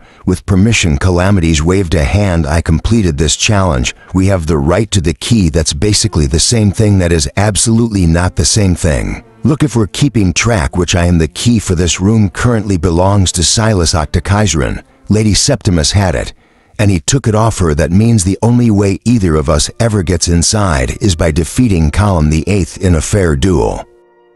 I can take Column, said Camilla. Pretty sure I can also take Column, added Gideon, and then relying on Octachesron to hand it over, which he won't, concluded Calamities triumphantly. Reverend daughter, you know as well as I do that the Eighth House wouldn't let a little thing like fair play get in the way of its sacred duty to do whatever it wants. Harold conflicted. This is no ordinary lock. We're not just going to pick it with a bit of bone. Sextus, no, of course not. I told you. Lady Septimus let me hold the key. I'm an adept of the sixth. She might as well have let me make a silicone mold of the dumb thing. I can picture every detail of that key right down to the microscopic level. But what am I going to do by myself? Carve a new one out of wood. Her side. Then she rummaged in her pocket and took out a little nodule of bone, which she placed in the palm of her right hand. All right, she said, describe it for me. Calamides stared at her. Hurry up, she prompted.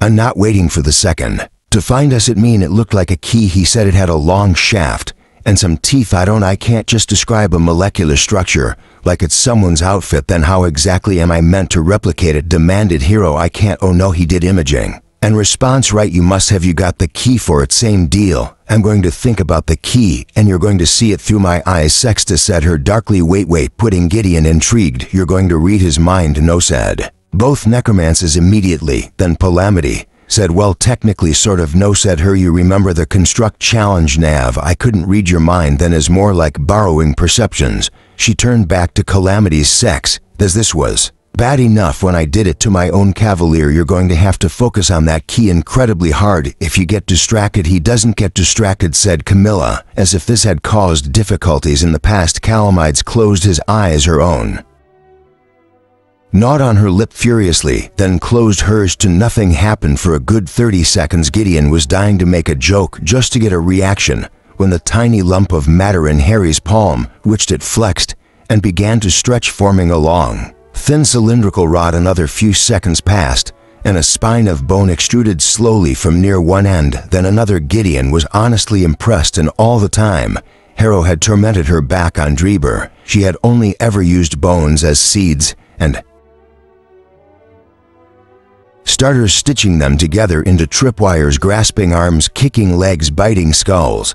This was something new. She was using bone like clay, a medium she could shape not just into one of a bunch of predetermined forms, but into something that had never existed before. It looked like it was giving her trouble. To her brow was followed and the first faint traces of blood sweat gleamed on her slim throat. Focused Sextus, her necromancer, gritted out the object on her palm, was now clearly a key. Gideon could see 3 individual teeth twisting and flexing as Harrow filled in the fine detail. The whole length of the key quivered and looked for a moment as though it would jump off her hand and fall to the floor, but then it abruptly lay still. Her eyes blinked and peered at it suspiciously. "This won't work," she said. "I've never had to work with something so small before." "That's what she said," murmured Gideon. Sadovosi Calamities opened his eyes too and breathed alongside of what sounded like relief. "It'll be fine," he said unconvincingly. "Come on, let's try it out." He headed for the black stone door, followed by Harrow, both cavaliers, and the 5 skeletons that Harrow had refused point blank not to conjure on there. Way up here, he took the newly formed bone key, examined it, fitted it in the lock, and then turned it decisively to the left. The mechanism went click. "Oh my God," said Harrow. Sex just ran a hand convulsively through his hair. "All right," he said. "No, I did not actually think that was going to happen. Master for work, Reverend's daughter." And he gave her a little mock bow. "Yes," said Harrow. "Congratulations to you also, Warden." He pushed the door open onto total blackness. Harrow stepped closer to Gideon and muttered, "If anything moves, yes, I know, let it head for Camilla." Gideon did not know how to handle this new overprotective Herald. "Hark, this girl with the hunted expression." She kept looking at Gideon with the screwed up eyes of someone who had been handed an egg for safekeeping and was surrounded by egg-hunting snakes. But now she stepped forward grandly, spread her palms wide in the necromantic gestures, threatening as a cavalier unsheathing a sword, and strode into the dark. Calamities went after her, grouped around on the wall for a few moments, and then hit the light switch. Gideon stood in the laboratory and stared as Camilla carefully closed the door behind them. This slick troll lab was an open-plan bomb wreck. There were 3 long lab tables covered in old disused tools, splotches of what looked to be russet fungus, abandoned beakers, and used up pens. The floor underfoot was hairy carpet, and in one corner there was a hideous slithery tangle of what Gideon realized must be sleeping bags. In another corner, an ancient chin-up bar sagged in the middle, alongside a strip of towel left to hang for a myriad. Everywhere there were bits of paper or shaken-out clothes, as though somebody had left the place in a hurry, or had simply been an unbelievable slob. Spotlight shone down hot on the ruined jumble, said Camilla neutrally, and Gideon knew immediately that she organized palamideses and her socks by color and genre. Harrowhark and palamides picked their way through the mess to the tables. Palamides were saying in his explanation voice, "It's not as though I didn't complete this challenge by lunchtime, though I had a distinct advantage. It was a psychometrical challenge. The main difficulty was working out what the challenge wanted in the first place. It was set up by someone with an obscure sense of humor. It was just a room with a table, a locked box, and a single molar reconstruction. Not all of us can respring a body by dint of her molar, Reverend daughter. Anyway, I must have examined that tooth for 2 hours. I know every single thing there is to know about that tooth. Mandibular second deciduous eruption, vitamin deficiency, male, died in his 60s, flossed obediently, never left the planet, died in the self-same tower. Both of them were riffling through the papers left on the desk. Palamides left them in forensically exact piles divided by where they had been found. He adjusted his glasses and said, "Then Camilla took over, because I wasn't bloody thinking." Camilla grunted. "She had me handed over to look at the rust-pitted crossbars of the chin-up, and Gideon had repaired to the worm mound of sleeping bags to kick them unhelpfully." Harrow said impatiently, "Get to the denimal Sextus. I had tracked the tooth. It told me nothing, no spiritual links to any part of the building. It was a black hole. It was as though the body it came from had never been alive. No ghost remnants, nothing. This is impossible, you understand. It meant the spirit had somehow been removed entirely. So I did some old-fashioned detective work." He appeared under an abandoned clear file. "I looked upstairs for the skeleton with the missing upper molar. He wouldn't come down with me, but he did let me make a plaster impression of his clavicle." The clavicle, someone was having a joke. Anyway, you can imagine my reaction when I unlocked the box with it and found it empty. Gideon looked up from a pasteboard box she had found. It was full of the ring tabs you got on pressurized drink cans and jingled on musically when she shook at the constructs. "Let the bone servants seconds right first isn't," said Camilla laconically.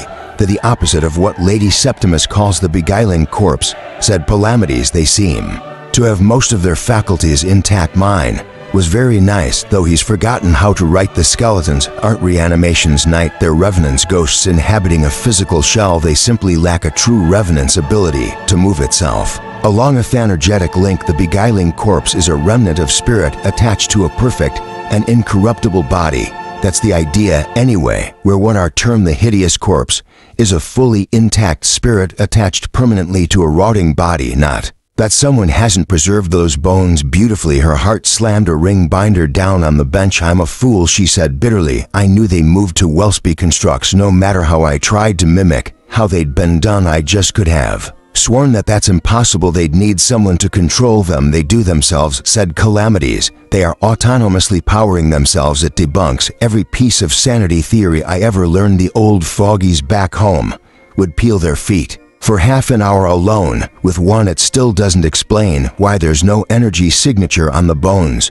Though anyway, this is the laboratory of the Lector who created them, and here's their theory, much like the one back in the other laboratory. The theorem was carved into a big stone slab pinned down in a dusty back corner and covered up with loosely flimsy. Both cavaliers drifted over, and they all together stared at the carved diagrams. The laboratory was very quiet, and the spotlights haloed streams of dust so thick you could lick them, resting on the edge of the stone set into the table. There was a tooth. Palamides picked it up. It was a premola with long and horrible roots. It was brown with age. He handed it to Harrow, who gently unfolded it in the way that only a bone magician could, and in the way that always made Gideon's jaw hurt. She turned it into a long ribbon of enamel and orange with the skin taken off and flattened. A three-dimensional object turned to dimensional. Written on the tooth in tiny letters was this 500 into 50. It is finished. Hohark took out her fat black journal and was scribbling down notes, but Palamedes had abruptly lost interest in the theory stone. He was looking at the walls instead, flipping open some of the ring binders that she had discarded. He stopped in front of a faded pinboard riddled thick with pins, all with bits of string attached. Gideon came to stand next to him. Look at this, he said. There were rainbow splotches of pins all over the board. There were tiny clusters, and Gideon noticed that at the center of each cluster there was one white pin. The smallest and most numerous clusters had 3 pins fixed around one white pin. Some others had 5 or 6. Then there were 2 other separate whorls of pins, each made up of dozens alone, and then one enormous pin splotch, more than 100 of them in a rainbow of colors thickly clustered around one in white. The problem of necromancy, said Calamities, is that the acts themselves, if understood, aren't difficult to do, but maintaining anything where glass cannons are military survives. Because we have hundreds of thousands of heavily armed men and women with big swords, there's always more energy to feed from. Sexta, said Harrow, distantly flicking her eyes back and forth as she copied. Give me a single death, and I can go for 10 minutes, yes. But that's the problem, isn't it? 10 minutes, then you need more Phanerges, Transient, and Necromancers. Biggest threat is honestly themselves. My whole house for a reliable food source. Warden, said Camilla quite suddenly. She had opened up a ring binder untidy, with pages inside were an array of old flimsy lithographs, the black and white kind. On the very first page there was a faded note that had once been yellow, the letters still legible in a short curt hand. Confirmed independently, highlighted, best option. Ask yours, Anastasia. P.S. Give me back my calipers, I need them. Camilla flipped through the binder. The pictures were hasty, low-quality snaps of men and women from the shoulders up, squinting at the camera, eyes half shut, as though they hated the light. Most of them looked very serious and solemn, as though posing for a mugshot. Some of these men and women had been crossed out. Some had a few ticks against their picture. Camilla thundered page over, and they all paused. The overexposure did not disguise a head and shoulders photo of the man they all called Teacher Bright. Blue eyes, a desaturated sepia, still smiling from a lifetime away. He looked not a day older or younger, and his photograph had been ringed around in a black marker pen. Sexter's hero began ominously. I couldn't tell, said Palamedes. For his part, he sounded almost dazed. Ninth, I absolutely could not tell. Another beguiling corpse, then who's controlling him? There's nobody here but us. Sexter's, I'd like to hope so. Could he be independent? But how? Palamedes, his eyes drifted back to the pinboard. He took his spectacles off and squinted his lambent gray eyes at it. He was counting under his breath. Gideon followed along with him gamely up into the hundreds until a dreadful noise startled them out of any mental arithmetic. It was an electronic klaxon from somewhere within the room, and without it held prop. This was followed by bafflingly a woman's voice, unreasonably calm. "This is a fire alarm. Please make your way to designated safe zones LED by your fire warden." Then the klaxon. Again prop, and the exact same recorded inflection. "This is a fire alarm. Please make your way." They looked at each other, then all four of them sprinted for the door. Palamides didn't even stop to shut it behind them. The 6th and the 9th houses knew that a fire was absolutely no joke and moved like people who had learned that a fire alarm could be the last thing any of them heard, the last thing their whole house heard.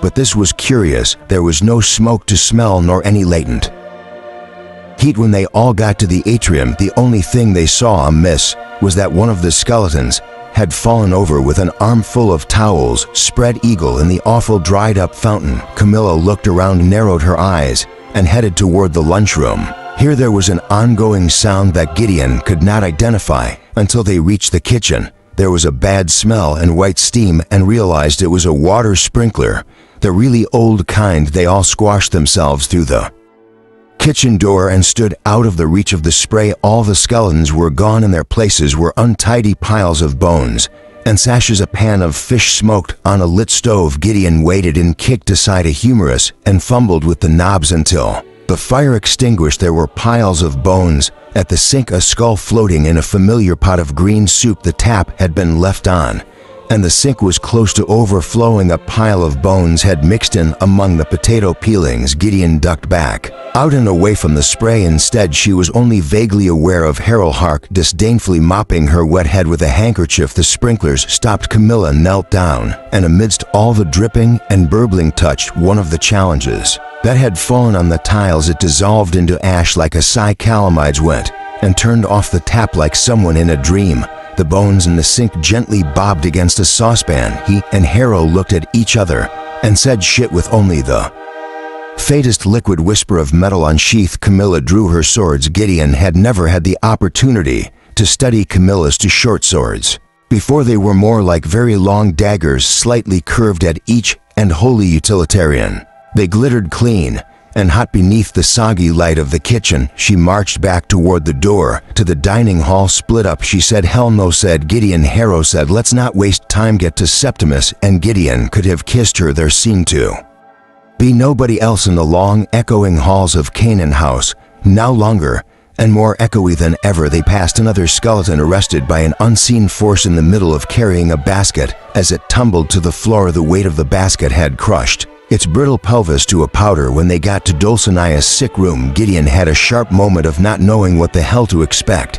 But they found Dulcinea struggling feebly to try to sit up, whey-faced, and wide-eyed. Opposite her was the salt and pepper priest in the high-backed chair, looking as though they were peacefully asleep. "It wasn't me, Dawson. I have wheezed to no small alarm." Camilla ducked forward. The white-robed priest's chin had slumped forward to their chest, and the braid was tucked beneath their chin.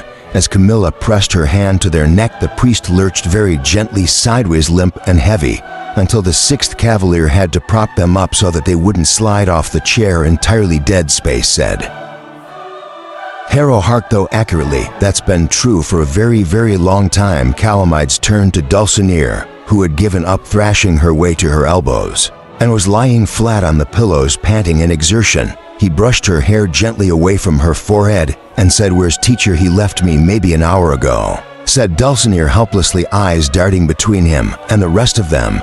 "He said he wanted to lock a door." "What's going on? Why is the priest dead? Where did teacher go?" Calamides patted her hand. "No idea. This is the interesting part." Dulcinea said. "Gideon, are you going to be okay by yourself?" Dulcinea grinned. Her tongue was scarlet with blood. The veins in her eyelids were so dark and prominent that the blue of her eyes appeared a limpid, moonless purple. "What can anyone do to me now?" she said simply. I could not even warn her not to let anyone in. She seemed exhausted simply from the act of sitting up. They left her with only the dead priest for company and headed to a wing where Gideon had never gone, the hot, sultry corridor lined with fibrous green plants of all sorts, The wing where the priests and teacher lived, it was a pretty whitewashed passageway totally out of kilter with the rest of Canaan House. The light bounced off the walls from the clean, well-kept windows. There was no need to knock at the doors or yell to find the action. At the end of the corridor there was an absolute pile-up of bones, sashes, and the laid-out body of the other wizard. Priest, he had collapsed flat on his face, with his arms outstretched, as if he had tripped while running. The bones were all piled up outside a closed door. As though they had been trying to get through it, Palamides led the way, crunching through the wreckage. Gideon put her hand on the hilt of her sword, and Palamides threw open the door inside. Captain Dutros looked up somewhat wearily. She was sitting in a chair facing the door. Her left arm hung uselessly at her side, wizened and crumpled. Gideon did not want to look at it. It looked like it had been put in a bog for 1,000 years, and then stuck back on her right arm, was tucked up against her stomach. There was an enormous crimson stain spreading out onto the perfect white of her jacket, and her right hand was clasped as though ready to draw around the enormous bone shard shoved deep in her gut. Teacher lay unmoving by her side. There was a rapier buried in his chest and a dagger through his neck. There was no blood around the blades, only great splashes of it at his sleeves and his girdle. Gideon looked around for the lieutenant, found her, and then looked away again. She didn't need a very long look to tell that Dish was dead. For one thing, her skeleton and her body had apparently tried to divorce. He wouldn't listen to reason, so Judith Deuteros in measured tones. He became aggressive. When I attempted to restrain him, binding spells proved useless. Martyr used disabling force. He was the one to escalate the situation. He blew out her eye, so I was compelled to respond. It didn't have to happen to professional cohort soldiers, when a necromancer, when a cavalier primary, all this mess for one unearthly old man. Palamides dropped to his knees beside the captain, but she pushed him away roughly with the tip of her boot. Do something for her, she said. Captain, said Camilla, Lieutenant Dish is dead. Then don't touch me. We did what we came to do. Gideon's eyes were drawn to a machine in the corner. She hadn't noticed it because it seemed ridiculously normal. But it wasn't normal at all, not for Canaan House. It was an electric transmitter box with headphones and a mic. The antenna was set out the window, blowing faint and blue in the afternoon sunshine. Captain, said Palamides, what did you come to do? The second necromancer shifted, grunted in pain, closed her eyes. She sucked in a breath, and a bead of sweat traveled down her temple. Save our lives, she said. I sent an SOS backups coming. Warden, it's just up to you to make sure nobody else dies. He said I'd betrayed the Emperor, said I put the Emperor at risk. I entered the Emperor's service when I was 6. Captain Dutros's chin was drooping. She lifted it back up with some effort. He wasn't human, she said. He wasn't like anything I'd ever seen before. Marta put him down. Marta, go tell them she avenged the 5th and the 4th. Calamities had ignored the kick and moved in again. The second laid one booted foot on his shoulder in warning. He said, Captain, you are no use to anyone dead. It is my privilege to no longer be of use, said the captain. We fixed the problem. None of the rest of you did what we had to do, and paid for it dearly. Harrow had gone to stand over the quiet, punctured corpse of teacher. She dropped to his side like a long-tailed crow. All Gideon could do was press herself back up against the wall, smell the blood, and feel absurdly empty. Her necromancer said, you fix nothing. Arrow, Palamides said warningly. This man was a shell filled with 100 souls, said Harrow. The captain's eyes flicked open and stayed open. He was a thing of ridiculous power, but he was a prototype. I doubt he had killed anyone before today. I would be astonished if he had a hand in the deaths of the 4th and 5th houses, as he was created for the sole purpose of safeguarding the place. There is something a great deal more dangerous than an old experiment loose in the 1st house, and he could have helped us find out what it is. But now you're going to die too, and you'll never know the whole story. The whites of Judith's eyes were very white, her carefully merciless face suddenly a picture of hesitation. Her gaze moved more remorselessly than Gideon's ever could have to her cavalier. Then she returned it to them, half furious, half beseeching. Calamides moved in. I can't save you, he said. I can't even make you comfortable. A team of trained medics could do both. How far away is the second? How long do we have to wait for cohort backup? The second's not coming, said Captain Deuteros. She smiled tight and bitter. There's no communication with the rest of the system, she said hoarsely. Now he didn't lie. There was no way to reach the houses. I got through To the Imperial Flagship 6, the Emperor is coming. The king undying next to her teacher gurgled. You draw him back to the place he must not return to, said the dead man with a thin and reedy whistle of a voice around the blade in his vocal cords. His whole body wriggled, his dead eyes no longer twinkled drunkenly, but his tongue slithered, his spine arched. Oh Lord, Lord, Lord, one of them has come back. His voice trailed off, his body collapsed to the floor. The silence in the wake of his settling was huge and loathsome. Calamity said, Judith, give me her sword. She said the rapier was too heavy for her to hold. Camilla laid it over the necromancer's knees, and Judith's fingers closed around it. The steel of the hilt was bright in her hand. She squeezed down until her knuckles were white. Police, let us get you out of here, said Gideon, who thought it was a shitty room to die in. No, she said, if he comes back to life again, I will be ready, and I won't leave her now. Nobody should ever have to watch their cavalier die. The last Gideon ever saw of Captain Judith Ducheros was her propped up on the armchair, sitting as straight as she could possibly manage, bleeding out through the terrible wound at her gut. They left her with her head held high, and her face had no expression at all. Chapter 33. It seemed as though just when you least wanted them, the 8th house were always there. They were striding down the whitewashed corridor outside Dulcine's room as the rest of the group made their way back to her, making the whitewash look off color and dirty with the spotlessness of their robes. Gideon nearly drew her sword, but they had come in need rather than in warfare. The 3rd house have defiled a body, set silence up to Kizaron by way of hello. The servants are all destroyed. Where's the 2nd and the 7th? Her said, dead, incapacitated. So is teacher. That leaves us critically short-handed, said the 8th house necromancer, who could not be accused of having the milk of human kindness running through his veins. He did not even have the thin and tasteless juice of famed empathy. Listen, the 3rd have opened up. Lady Pent Palamity, said Abigail, and Harry saw it opened up. Brother Ash saw the 3rd leave the morgue this morning, but we have not seen them since, said Silas. They are not in their quarters, and the facility hatch is locked. We are compelled to join forces. Abigail, Pent has been interfered with and opened up. Please elaborate. Opened up because my imagination is better than your description, and I am not having a lot of fun here, said Gideon. The 8th Cavalier said heavily, come and see. It couldn't have been an ambush. There was 1 house versus 2, and for once Silas' antagonism seemed genuinely jumpy. Gideon hung back near Harrow Hark as the grisly procession made its way down through the hallways again to the atrium, working their way toward the dining hall and the makeshift morgue off the kitchen. Hero murmured beneath her breath for Gideon's ears, only the 2nd dead and dying. Teacher dead, and the revenants with him. Teacher turned against the 2nd. Why are you so sure that teacher didn't kill the others? Because teacher was afraid of Canaan House and the facility most of all, said Harry. I need to go back and check, but I suspect he was incapable of going down that ladder at all. He was a construct himself. But what was teacher? The mode for riddle. At the first sign of trouble, run like hell, said Gideon. I was going to say hit it with your sword, said Harrow. The morgue was dreary and chill and serene. The anxiety of the rest of Canaan House had not touched it. It was getting to be untenably full. The 2 teens were still safely away in their cold iron drawers, and Pratuzalai was in situ, though he was ahead without the body.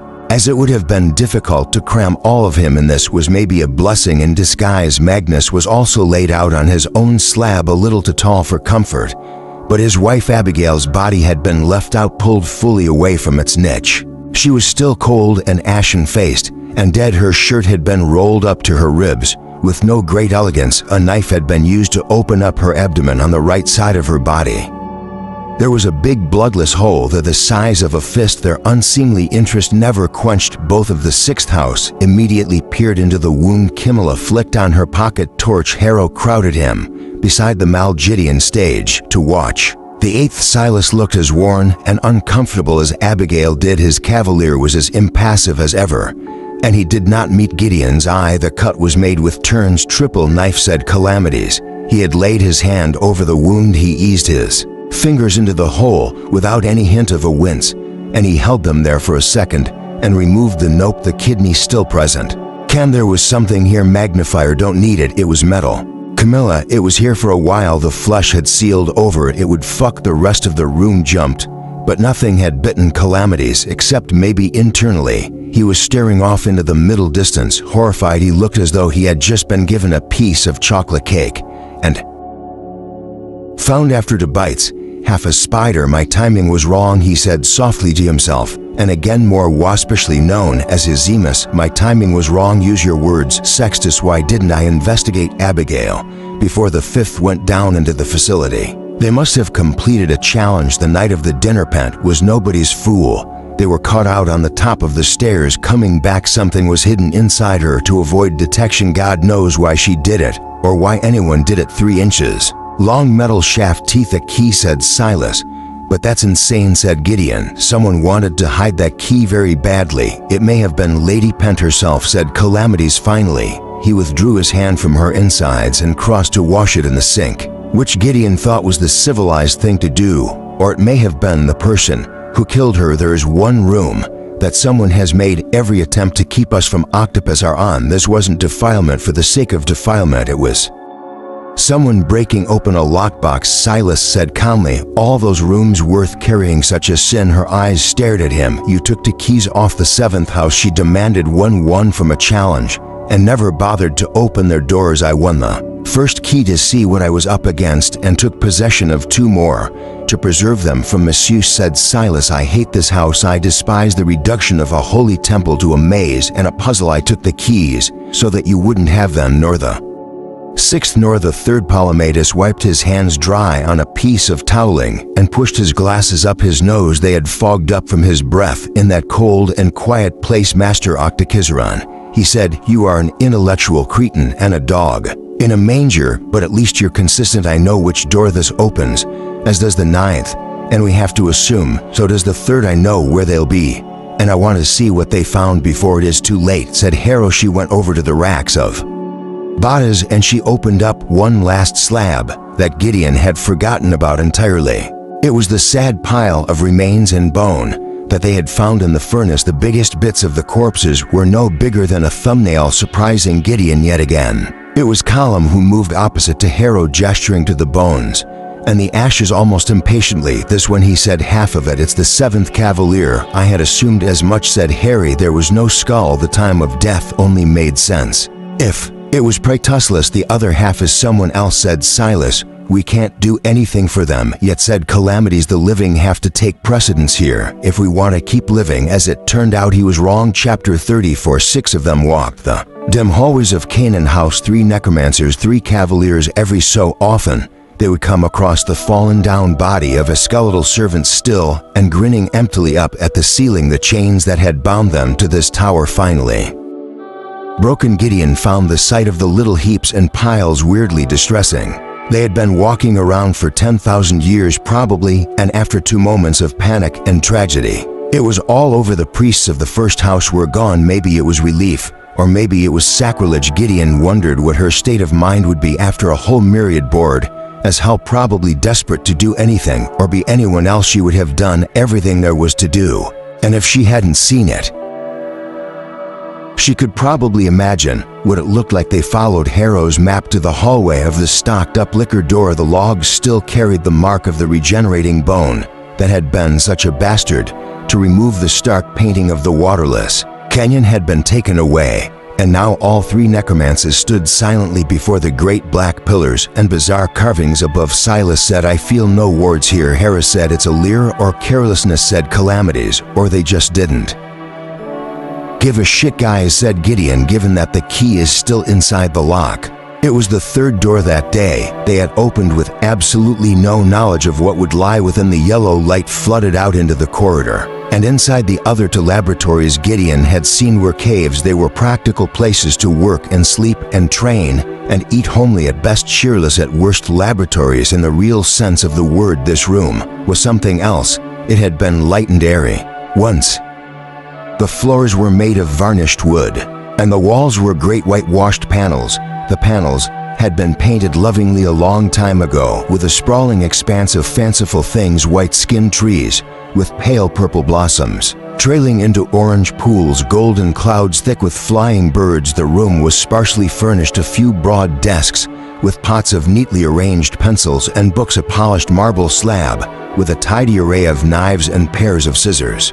What looked to be an ancient chest freezer, some rolled-up mattresses, and embroidered quilts decaying in an open locker at one end. This was all immaterial. Three things caught Gideon's attention immediately. On one of the sweetly painted frescoes, fresh paint marred the blossom-decked trees over them. On the wall, black words a foot high proclaimed, "You lied to us." Someone was crying in the slow, dull way of a person who had been crying for hours already and didn't know how to stop, and Ian Fay sat in the center of the room waiting. She had taken up position on an ancient and sagging cushion, reclining on it like a queen, joining a growing trend. Her pale golden robes was spattered with blood, and her pallid yellow hair was spattered with more. She was trembling so hard that she was vibrating, and her pupils were so dilated you could have flown a shuttle through them. "Hello, friends," she said. The source of the crying became apparent a little way into the room. Next to the marble slab, Corona Beth was huddled, her arms wrapped around her knees as she rocked backward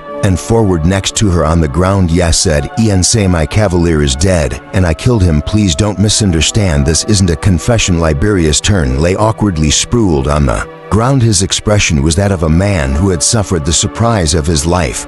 There was something to white about his eyeballs, but otherwise he looked perfectly real, perfectly alive, perfectly coiffed. His lips were still a little parted, as if he were going to crossly demand an explanation any minute. Now they were stuck still. Only Palamides had the presence of mind to move. He bypassed Ianthe entirely and crossed to where the cavalier lay stretched out and stiffing. There were blood spatters down his front. A great tear ripped in his shirt. The blade had come through his back. Calamides reached down, grimaced at something, and shut the man's staring eyes. "She's right, he's gone," he said. At this, Silas and Callum came to themselves. Callum drew, but Ianthe gave a sudden shrill trill of a laugh with too many edges. "Eight sort of way," she said. "Oh, 8, I'm not going to hurt you." Ianthe suddenly tucked her knees into her chest and moaned. It was the low, querulous moan of someone with a stomach pain, almost comical. "This is not how I had envisioned this," she said afterward, teeth chattering. "I am merely telling you I won." Gideon said slowly, "Princess, none of us here speaks crazy lady, a very hurtful name," said Ianthe, and yawned. Her teeth started chattering again halfway through, and she bit her tongue, yelled, and spat on the floor. A thin wisp of smoke arose from the mingled spit and blood. They all stared at it. "I admitted this, smart," she said broodingly. "I had my speech all planned out. I was going to brag somewhat, you understand, because I didn't need any of your keys and I didn't need any of your secrets. I was always better than all of you, and none of you noticed. Nobody ever notices, which is both my virtue and my downfall. How I hate being so good at my job. You noticed, didn't you, you horrible little ninth goblin?" Just a bit. The horrible little ninth goblins stared at her with tight-pressed lips. She had inched away from Gideon toward the theorem plate, and with no sense of shame, began to look it over. "You knew about the beguiling corpse," Harrow said. "You knew how impossible it was." "Yes, I knew. The energy transfer all didn't add up. None of the Thanergy signatures in this building added up until I realized what we were all being led to, what the lickers of old were trying to tell us. You see, my field has always been energy transferal, large-scale energy transferal resurrection theory. I studied what happened when the Lord, our kindly God, took our dead and dying houses and brought them back to life. All those years ago, what price he would have had to pay, what displacement the soul of a planet. What happens when a planet dies? You're an occultist, said Palamides. You're a liminal magician. I thought you were an animophiliac. That's just for show, said Ian Fay. I'm interested in the place between death and life, the place between release and disappearance, the place over the river, the displacement where the soul goes when we knock it about, where the things are that eat us. Harry said, you make it sound a lot more interesting than it really is. Stop being such a bone addict, said Ianthe. She coughed and laughed again fretfully. She closed her eyes and let her head LOL suddenly downward. When she opened them again, the pupil and the iris were gone, leaving the terrible white of the eyeball. They all flinched as Ianthe cried aloud. She closed her eyes tight and shook her head like a rattle, and when she opened them back up, she was panting with exertion, as though she'd just run a race. Gideon remained in a state of flinch. Neither of her eyes were their original color. Both the pupil and the iris were intermingled shades of brown, purple, and blue, and they closed her eyes a third time, and when the pale lashes opened, both had returned to insipid amethyst. Palamides had moved to the wall behind Ianthe, flanking her. She did not even bother to turn or notice. She just curled in on herself behind Sextus. You lied to us, stretched out in vast array. Step 1, she said, sing song, preserve the soul with intellect and memory intact. Step 2, analyze it, understand it, structure its shape. Step 3, remove and absorb it, take it into yourself without consuming it in the process. Oh fuck, said her very quietly. She had moved back to Gideon's side, now slipping her journal back into her pocket. The megatheorem. Step 4, fix it in place so it can't deteriorate. That's the part I wasn't sure of, but I found the method here in this very room. Step 5, incorporate it, find a way to make the soul part of yourself without being overwhelmed. Step 6, consume the flesh, not the whole thing. A drop of blood will do to ground you. Step 7 is reconstruction, making spirit and flesh work together the way they used to in the new body. And then for the last step, you hook up the cables and get the power flowing. You'll find that one a walk in the park. 8th, I suspect it was your house's contribution. Calamity, said Princess, you never had any keys. You never saw any of these rooms except this one. Like I said Ianthe, I am very, very good, and moreover I've got common sense. If you face the challenge rooms, you don't need the study notes, not if you're the best necromancer the third house ever produced. Aren't I? Corona baby, stop crying, you're going to get such a headache. I came to the same conclusion you did, said Calamities, but his voice was cold and inflexible. I discarded it as ghastly, ghastly and obvious. Ghastly and obvious are my middle names, said the pale twin Sexters. You sweet sixth prude, use that big muscular brain of yours. I'm not talking about the deep calculus. 10,000 years ago there were 16 acolytes of the king undying, and then there were 8. Who were the cavaliers to the liquor faithful? Where did they go? Calamides opened his mouth as though to answer this question, but he had bumped against something on the back wall and had gone still. Gideon had never known him to be still. He was a creature of sudden movement and twitchy fingers. Camilla was watching him with obvious suspicion. One of his thumbs was tracing the edge of a black painted letter, but the rest of his body was rigid. He looked as though someone had turned his power switch off. But Silas was saying, none of this explains why you have killed Nibirius. Turn and say, cocked her head to one side drunkenly to take him in. The violet of her eyes was dried up flowers. Her mouth was the color and softness of rocks. Then you weren't listening. I haven't killed Nibirius. Turn. I ate Nibirius. Turn, she said indifferently. I put a sword through his heart to pin his soul in place. Then I took it into my body. I've robbed death itself. I have drunk up the substance of his immortal soul, and now I will burn him and burn him and burn him, and he will never rarely die. I have absorbed Nibirius. Tan, I am more than the sum of his half and mine. Her head hung close to her chest again. She gave a hiccup that sounded a little bit like a sob and a little bit like a laugh. As she did, she appeared blurry and indistinct before them, rocking out of her edges, somehow unreal. Gideon's skin had already been crawling, but now it was trying to sprint. Calamity said, though he sounded as though he were 10,000 years away. Princess, whatever you think you've done, you haven't done it. Oh, haven't I? Said Yanni. She rose to stand, but Gideon did not see her move. Ianthe came back to solidity, all at once more real now than anything around her. The room faded into insignificance. She glowed from the inside out like she had eaten a fistful of light bulbs. Do you really deny it even now? She said. God, it makes so much sense. Even the rapier's light swords light enough to be held by an amateur and necromancer, each challenge fusing, controlling, binding, utilizing. Whom did you notice that none of those challenges could be completed by yourself? No, you didn't. And yet that was the biggest red flag. I had to reverse engineer the whole thing just from looking at it all alone. Silas sounded quite normal now when he turned and addressed the monotonously crying girl by the slab. Princess Corona Beth, is she speaking the truth? And did you at any point attempt to stop her or no? As a necromancer, what act she was committing? Poor Corona, said Ianthe. Don't get on her case, you little white excuse for a human being. What could she have done? Don't you know my sister has a bad, sad secret? Everyone looks at her and sees what they want to see: beauty and power, incredible hair, the perfect child of an indomitable house. The crown prince of Ida was not acknowledging the fact that anyone was speaking to her. Her sister continued. Everyone's blind. Corona, a born necromancer, she was as necromantic as Babs. But Dad wanted a matched set, and we didn't want anything to separate us. So we started the lie. I've had to be to necromancers since I was 6. It sharpens your focus. I tell you what, no corona couldn't have stopped me becoming Electropalamity said vaguely. This can't be right, of course. It's right, Goosey. The Emperor himself helped come up with it, so that is licked a hood, said Silas.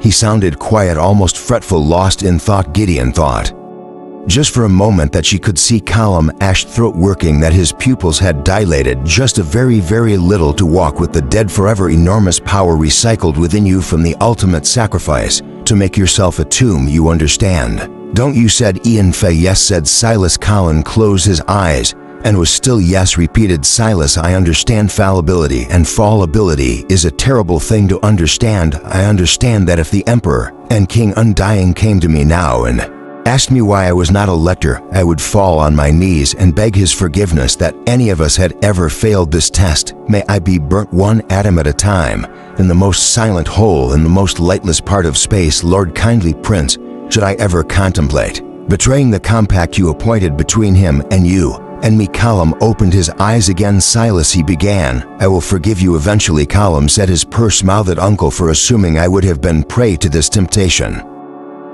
Do you believe me? I want to, said his nephew fervently, with a 1,000-yard stare and his missing finger twitching around his shield. God help me, I want to. And they said contemptuously, come off it. You'd drain him dry if you thought it would keep your virtue intact. This is the same thing, just more humane. Do not speak to me anymore, said Silas. I brand you heretic, and they Tridentarius. I sentence you to death, as your cavalier is no more. You must stand in for him.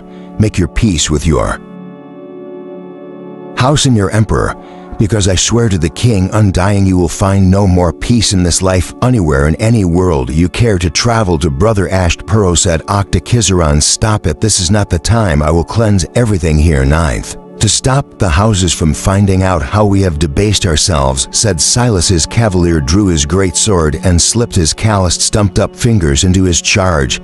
He had stepped before them all with an expression of something that was to deep into relief for Gideon. To really translate it, his adept said, call on the 8th, show no mercy. Somebody stop him, said Iante. 6th, 9th, I don't intend for anyone's blood to be spilled, well, you know, any more. Hero, said Octakisser, on you. Fool, can't you see? And Camilla was saying, everyone back off. But Callum Ash did not back off. He came down on Eve like a wolf on the fold. He was terrifically fast for such a big, ragged-looking man, and he hit her with such kinetic force that she should have been flung back to splatter on the wall like a discarded sandwich. His arm was true and steady. There was no hesitation in his hand or in his blade. Neither was there any hesitation in Ianthe's. Gideon had seen the exquisite sword of the third house lying in a smear of blood next to the body of its cavalier. Now it was suddenly in the hand of its necromantic princess. She met his blade with a flat parry. It knocked away that titanic blow as though Ianthe were not ahead.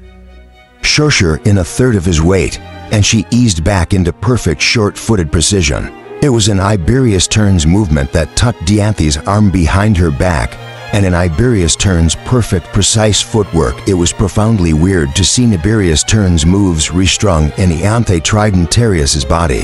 But there they were, recreated right down to the way she held her head. Callum moved in for advantage, a high vertical cut to her naked collarbones. She avoided his move with boyish contempt and counted. Callum had to scramble to meet her. It was only then that it hit home to Gideon what Ent had done. The bizarre sight of a necromancer holding a sword, a ghost fighting inside the meat suit of his adept, made it real that Nibirius was dead. But that he was dead inside Ent. It was not that he had taught her how to fight, it was him fighting. There was Nibirius's instant counter-strike. There was Nibirius's gorgeous deflection, the tiny movement knocking Callum's shield away. Normally Gideon would have been fascinated to watch the cavalier of the 8th at work. He was as light on his feet as a feather, and yet his blows were all heavy as lead. But I gaze was locked on Ianthe, only Ianthe, who was moving more Nibirius than Nibirius ever could, whose body was agile and light, and as superhuman as a wisp. But there was one catch: the sword of the third house must have weighed at least 1 kilogram, and Nibirius's muscle memory could not quite account for Ian Faye's arms. Some power must have been compensating for her body. Her elbow should have been looking like a door. But whatever she was doing to wield that thing, it was just a fraction not good enough. She was sweating. There was a pucker in the middle of that pressure, naturally calm for it, a wince in the eyes, the slight drunken lolling of the head that she had suffered from before. As she faded, Callum took the advantage. She shook herself, and he raised his foot and kicked her sword out of her hand. It spun over to the wall where Palamites had been and cluttered them miserably far out of reach. Callum raised his sword. The princess of the third house raised her hand to her mouth, gored a chunk of flesh from the heel of her palm, and spat it at him like a missile. They disappeared beneath a greasy, billowing tent, cellular fleshy coated all over with neon yellow bubbles and thin pink film. Callum bounced off this thing as though he had hit a brick wall. He went ass over tea kettle and rolled over and over, only at the last skidding back up to stand, locking himself into position, panting. Where there had been a necromancer, there was instead a semi-transparent dome of skin and subcutaneous fat, baffling to the eye. Nothing loath, Callum charged again, smashing his shield down on it with a bad wet noise like squirt. It was robbery. It bounced back against him. He gave a mighty slash downward with his sword. The flesh bubble tore and bled, but did not give. Gideon put her hand on her sword to draw it and slipped her fingers into her gauntlet, thin fingers wrapped around her wrist. When she looked around her was tight-lipped. Don't go near them, she said. Don't touch her. Don't think about touching her. Idiot looked around wildly for the sixth house. She found only Camilla, swords sheathed, face impassive. Those watching were doing so in near embarrassed, breathless silence as Collins circled the horrible skin shield, testing it with slashes, shoving his blade home hard and grunting when the flesh did not give. Then Silas closed his eyes and said quietly, "The necromancer must fight." The necromancer. Callum raised his arm for a beautiful downward cross slice, then jerked back as though he had been stung. He retreated, sword and small shield at the ready, and gritted his teeth. Gideon now knew what leeching felt like and swore to God she could see the haze in the air and feel the chilly suction as his necromancer began to siphon. "Stop fighting me," said Silas without opening his eyes. Callum said gruffly, "Don't do it. Don't put me under." "Not this time, Brother Ash," said his necromancer. "If you cannot believe, then for God's sake obey." Callum made a sound in the back of his throat. Ianthe was visible as a blurred shape behind the yellow-streaked flesh wall. Silas walked forward on light feet, crackles of electricity arcing over his skin. His hands and laid his palms on the shield. The skin puddled around his fingers, and for a moment Gideon thought it was working. Then the wolf sucked his hands inward, ripping and bristling with canine teeth. The shield bit down savagely,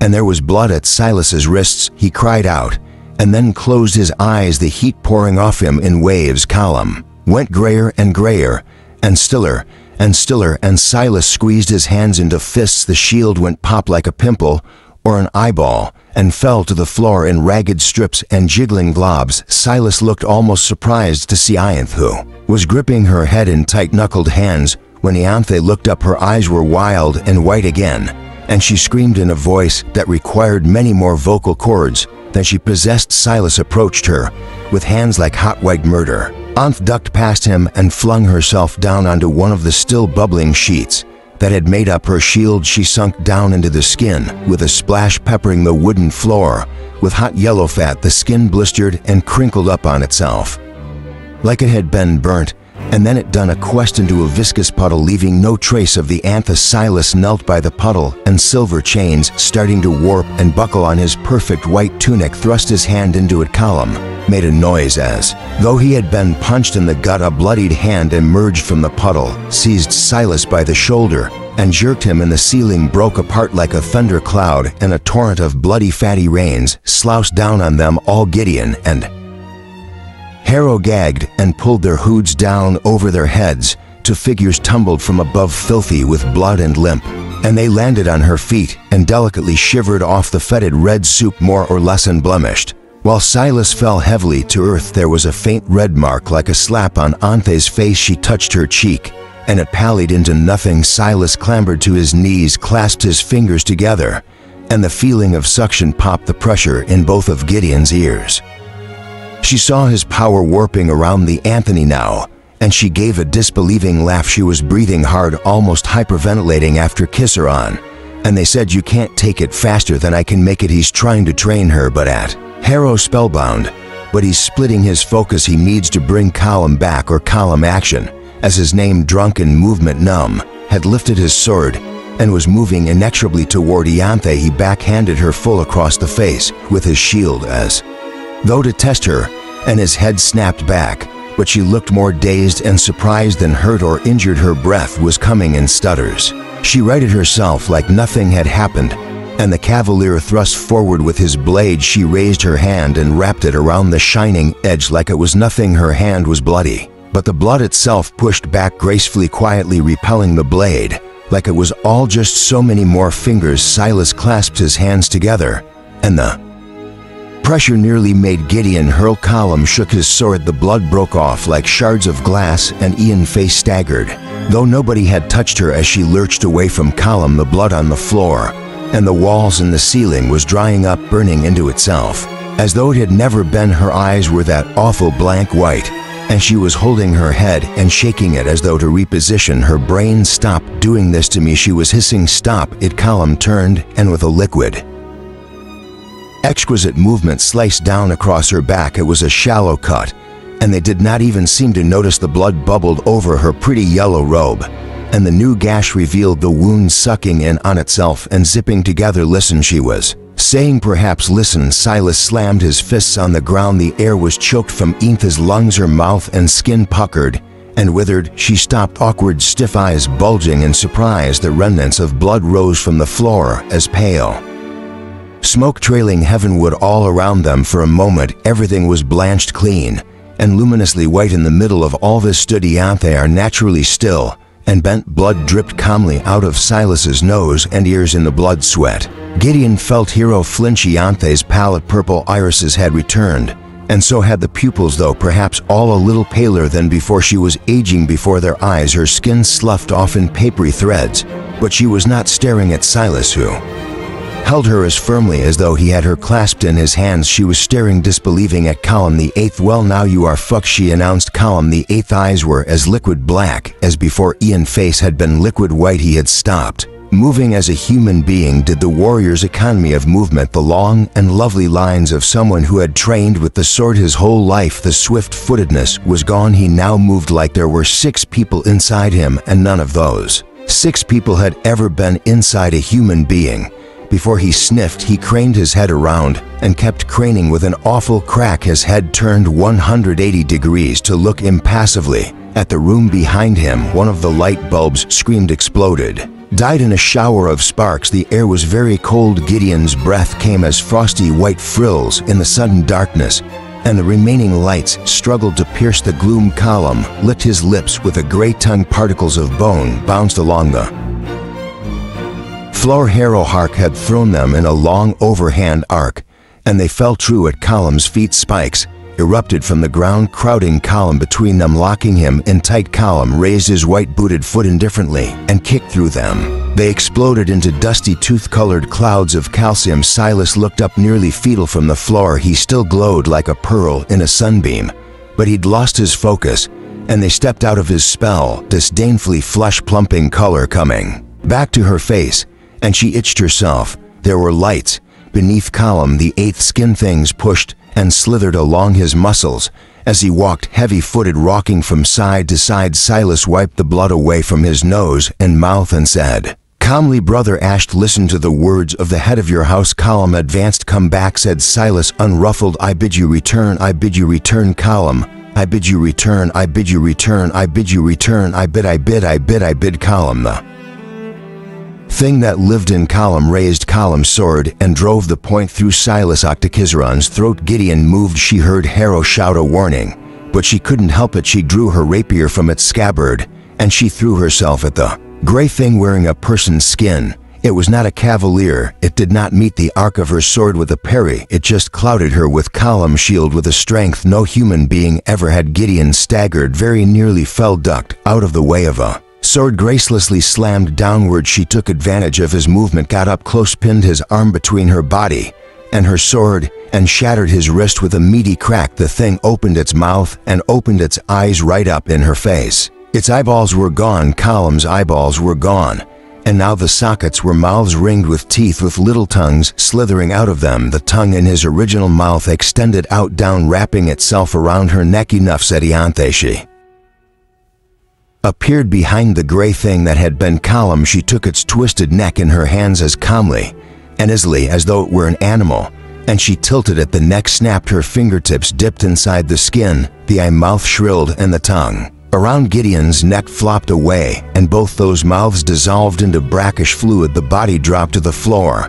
and it was Column again, face disfigured, neck on the wrong way, sprawled over the pierced shell of his young dead uncle. There was no solace in that big beat-up body clutched around his necromancers in morbid imitation of the whole of their lives. Neither of them wore white anymore. They were stained all the way through yellow, red, pink. The lights buzzed again dismally. The air cleared. Aunt was left among the gore, looking like a moth fairy. Like she picked up the hem of her skirts delicately and shook them. The blood and mark came off like it was powder. The Princess of Ida beheld the mess around her.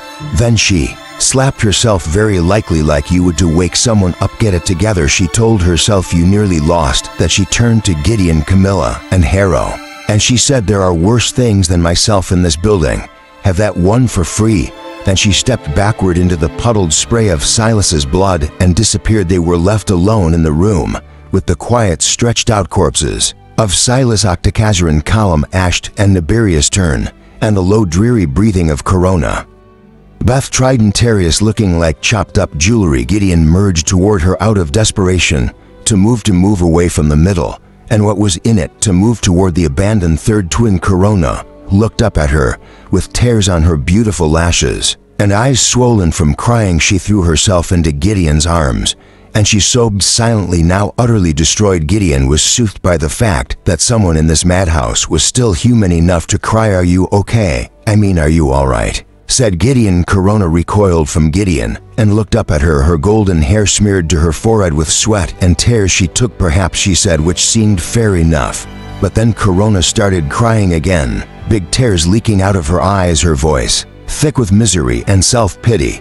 And who even cares about Bob's? She could have taken me. Chapter 35. They left the lonely twin to her bitter alien grief. Camilla and Harrow and Gideon stood together out in the hallway, reeling. Gideon was rotating her shoulder in its socket to make sure nothing had grounched out of place, and her arc was flicking gobs of something unspeakable off her sleeves when Camilla said, the warden. Where's the warden? I lost track of him during the fight. So Gideon, I thought he was behind you. Harry said he was, and I was by the door. I saw him only a few minutes ago. I lost sight of him. Camilla said, I never lose sight of him. Slow your roll, said Gideon, with far more assurance than she actually felt. He's a big boy. He's probably gone to make sure Dolcine is okay. Harry says, I'm a weenie over Dulcimer.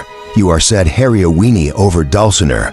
But he's 600% weenier than I am, which I still don't get. Camilla looked at her and brushed her dark, slanted fringe out of her eyes. There was something in her gaze darker than impatience.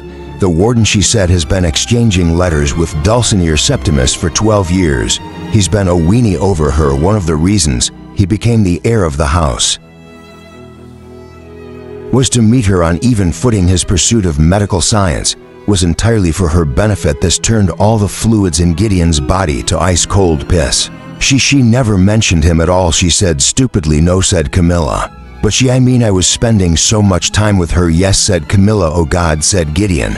And he was so nice about it. Oh my God, why the fuck did he not say anything? I didn't. I mean, I never really. I mean, she and I weren't. He asked her to marry him a year ago, said Camilla ruthlessly. Some floodgate down now, so that she could spend the rest of her time with someone who cared about her comfort. She refused, but not on the grounds that she didn't like him, and they weren't going to relax imperial rules about necromancers marrying. Out of house, the letters grew sparser after that, and when he arrived here, she'd moved on. He told me he was glad that she was spending time with someone who made her laugh. 5 people had died that day. It was weird how the small things ballooned out in importance comparatively. The tragedy saturated the stiffening bones and static hearts lying in state at Canaan House. But there was also deep tragedy in the flawed beams, holding up their lives. An 8-year-old writing love letters to a terminally ill teenager, a girl falling in love with the beautiful, stiff She'd been conceived solely to look after a foundling chasing the approval of a house disappointed with her immunity to foundling killing gas. Gideon lay on the floor face down and became hysterical. Her necromancer was saying, "None of this makes any sense." "Nope," said Camilla heavily. "But it never has the whole time I've known them both." "No, Sidara. I mean that Dulcinea Septimus twice spoke of Calamity's Sextus to me. As a stranger, she told me that she didn't know him well at all. After he had turned down her offer for the siphoning challenge." Gideon, face down on the dusty ground, moaned, "I want to die." She was nudged with a foot, not unkindly. "Get up, Griddle. Why was I born so attractive? Because everyone would have throttled you within the first 5 minutes. Otherwise," said her necromancer. Her attention was on Camilla. "Yet why hear about face if it's all how you say it was?" "I still don't understand if I did," said the Sixth Cavalier restlessly. "My quality of life, my sleep, and my sense of well-being would improve." "Knights, get up. He doesn't hate you. You didn't ruin anything. He and she were always more complicated than that. He never even met her in person until he came here." Gideon emerged from her prone position and sprang to her feet. Her heart was a dry cinder, but it still seemed ridiculously important that Calamity's Sextus be okay with her. But at the end of this whole world, right before their divine intervention, all the little models of their personal lives be sorted out. "I've got to catch up with him," she said. "Please give me a couple of minutes alone." "Harrow, go get my two-hander. It's in the false bottom of my trunk." "You what?" said Harrow, affrighted. "Cam, please do me a massive solid here and keep an eye on her." "I'm sorry, I'm a homewrecker." Gideon turned and sprinted away. She heard Harrow yell "Nav," but paid her no attention. Her rapier swung awkwardly into her hip, and her arm twinged in its socket, and her neck still felt weird. But all she could do was run as hard and as fast as she could to the place where she knew she'd find her last two living allies, the sick room where Dulcinea Septimus lay dying. She found the warden standing at the midpoint along the long corridor, staring at the shut door to her room. The hem of his gray robe whispered on the ground, and he seemed lost in thought. Gideon took a breath, which alerted him to her presence. He took off his glasses, wiped the lens with his sleeve, and looked back at her as he perched them back on his long nose. It seemed as though they looked at each other for such a long time. She took a step forward and opened her mouth to say, "Sextus, I'm sorry." He folded his fingers together as you would a piece of paper. Her body stopped where it stood as those steel needles had pierced her hands and her legs. Gideon felt cold all over. She tried to speak, but her tongue cleaved to the roof of her mouth and she tasted blood. She struggled, an insect pinned to its backing, and he looked at her cold and dispassionate. Unlike himself, Calamides surveyed his work, and he saw that it was good. Then he opened Dulcinea's door. Gideon tried to flail against her invisible bones, but her bones felt rigid in her body, like she was just the meat sock around them. Her heart struggled against her inflexible rib cage, her terror rising in her mouth. He smiled, and with that strange alchemy, he was made lovely, his gray eyes bright and clear. Calamities entered the sick room. He did not shut the door. There were soft noises within. Then she heard his voice distinctly. "I wish I had talked to you right at the start." Dulcinea's voice was quiet, but audible. "Why didn't you?" "I was afraid," he said frankly. "I was stupid. My heart was broken, you see, so it was easier to believe that things had simply changed between us, that Dulcinea Septimus had been trying to spare my feelings, cuddling an ignorant child who had tried to save her from something she understood far better than I ever could. I cared about her, and Camilla cared about us. I thought Dulcinea was saving us both. The heartache of watching her fail and die during our task." There was silence in the room. He added, "When this started, I was 8, and you, Dulcinea, were 15. My feelings were intense. But for God's sake, of course, I understood I was an infant, and yet I was shown endless tact and sympathy. My feelings were always taken as deadly serious, and I was treated as someone who knew what he was talking about. Does that run in the 7th house?" Gideon could hear the faint smile and Dulcinea's voice. "I suppose it does. They have been letting young necromancers die for a very, very long time. When you grow up awfully ill, you're used to everyone making those decisions for you and hating it, so you do tend to want to take everyone's feelings as seriously as yours aren't." Calamity said, "There are 2 things I want to know. You can have more than 2 if you want. I've got all day. I don't need more than 2, he said calmly. "The first is why the 5th." There was a puzzled pause. "The 5th, the 9th, and 8th houses posed the most clear and present danger," he said. The ninth due to Harrow's sheer ability, the eighth due to how easily they could have outed you. Any slip would have shown an eighth necromancer that you weren't what you claimed. He would only have had to siphon you. To know, I even wonder why I'm still walking around if you don't find that arrogant. But it was the fifth house that scared you. Don't lie to me, please. Dawsonaya said, I have never lied to any of you. Then why? A tiny fluttering sigh like a butterfly coming to rest. Gideon heard her say, well, think about it. Abigail Pent was a mature speaker to the dead. That's no good. It's not insurmountable, but it's a problem. But while that was a factor, it wasn't the reason. That was her hobby I didn't think anybody would care about. The distant past. But Pent had an unwholesome interest in history. She was interested in all the old things she was finding in the library, in the runes, letters, notes, pictures, the archaeology of a human life. Abigail Pent may have been a necromancer, but she was also a historian, a famous one. I might had. You didn't do your research. Oh, I've been kicking myself. Believe me, I should have gone and swept the whole place first thing. But I was nostalgic, I see. Gosh, I'm glad you didn't. I didn't comprehend your mastery of the ghost within the thing's sixth psychometry. There was a sudden tinkling laugh. I think you ought to be really glad I didn't comprehend that. Pent by herself gave me such a fright, and you put the key inside her. Time said. Dulcinea, I couldn't afford anybody catching me with it. Hiding it in her flesh obscured its traces. I thought you'd find it earlier, honestly. But it gave me time to gum up the lock. Who got rid of that? I thought I'd made it absolutely unusable. That was the ninth. That's more than impressive. She said the Emperor would love to get hold of her. Thank goodness. He never will. Well, that's another blow to my ego. If I thought the lock could have been broken and the key found, I would have cleaned up the place. I wouldn't have left it to be found. But that's why we're having this conversation now, aren't we? You used your psychometric tricks on the message. If you hadn't gone in there, you never would have known that I'd been in there too. Am I right? Maybe, said Palamides. Maybe. What's your second question? Gideon struggled again, but she was caught as fast as if the very air around her were glue. Her eyes were streaming from her total inability to blink. She could breathe, and she could listen, and that was it. Her brain was full of sweet fuck.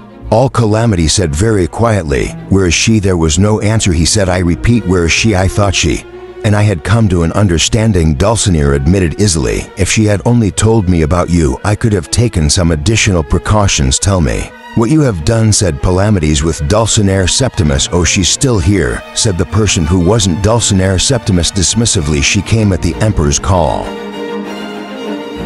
Cavalier in tow. What happened to him was an accident. When I boarded her ship, he refused to hear a word of reason, and I had to kill him, which didn't have to happen. Not like that anyway. Then she and I talked. We are very much alike. I don't mean just in appearance, though that was the case, except in the eyes, as the seventh house is awfully predictable for looks. But our illness, she was very ill as I was when I first came here. She might have lived out the first few weeks she was here. Sextus, or she mightn't have. He said then that story about protest allow us in the seventh house was a lie. You're not listening. I never lied, said the voice. I said that it was a hypothetical, and you all agreed some man takes.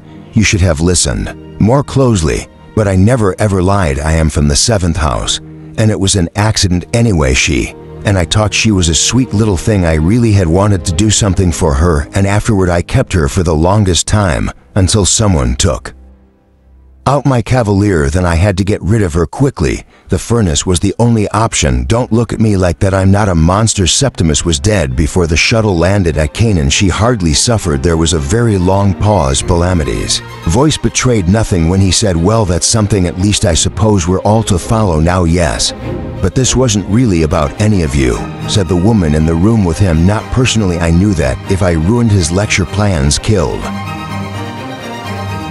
the heirs and cavaliers to all the other 8 houses, I'd draw him back to the system. But I had to do it in a subtle enough way that he wouldn't bring the remaining hands with him. If I had arrived in full force, he'd have turned up on a wall footing and sent the lickers to do all the dirty work. Like always, this way he's lulled into a full sense of semi-security, I suppose, and he won't even bother coming within Dominicus's domain. He'll sit out there beyond the system, trying to find out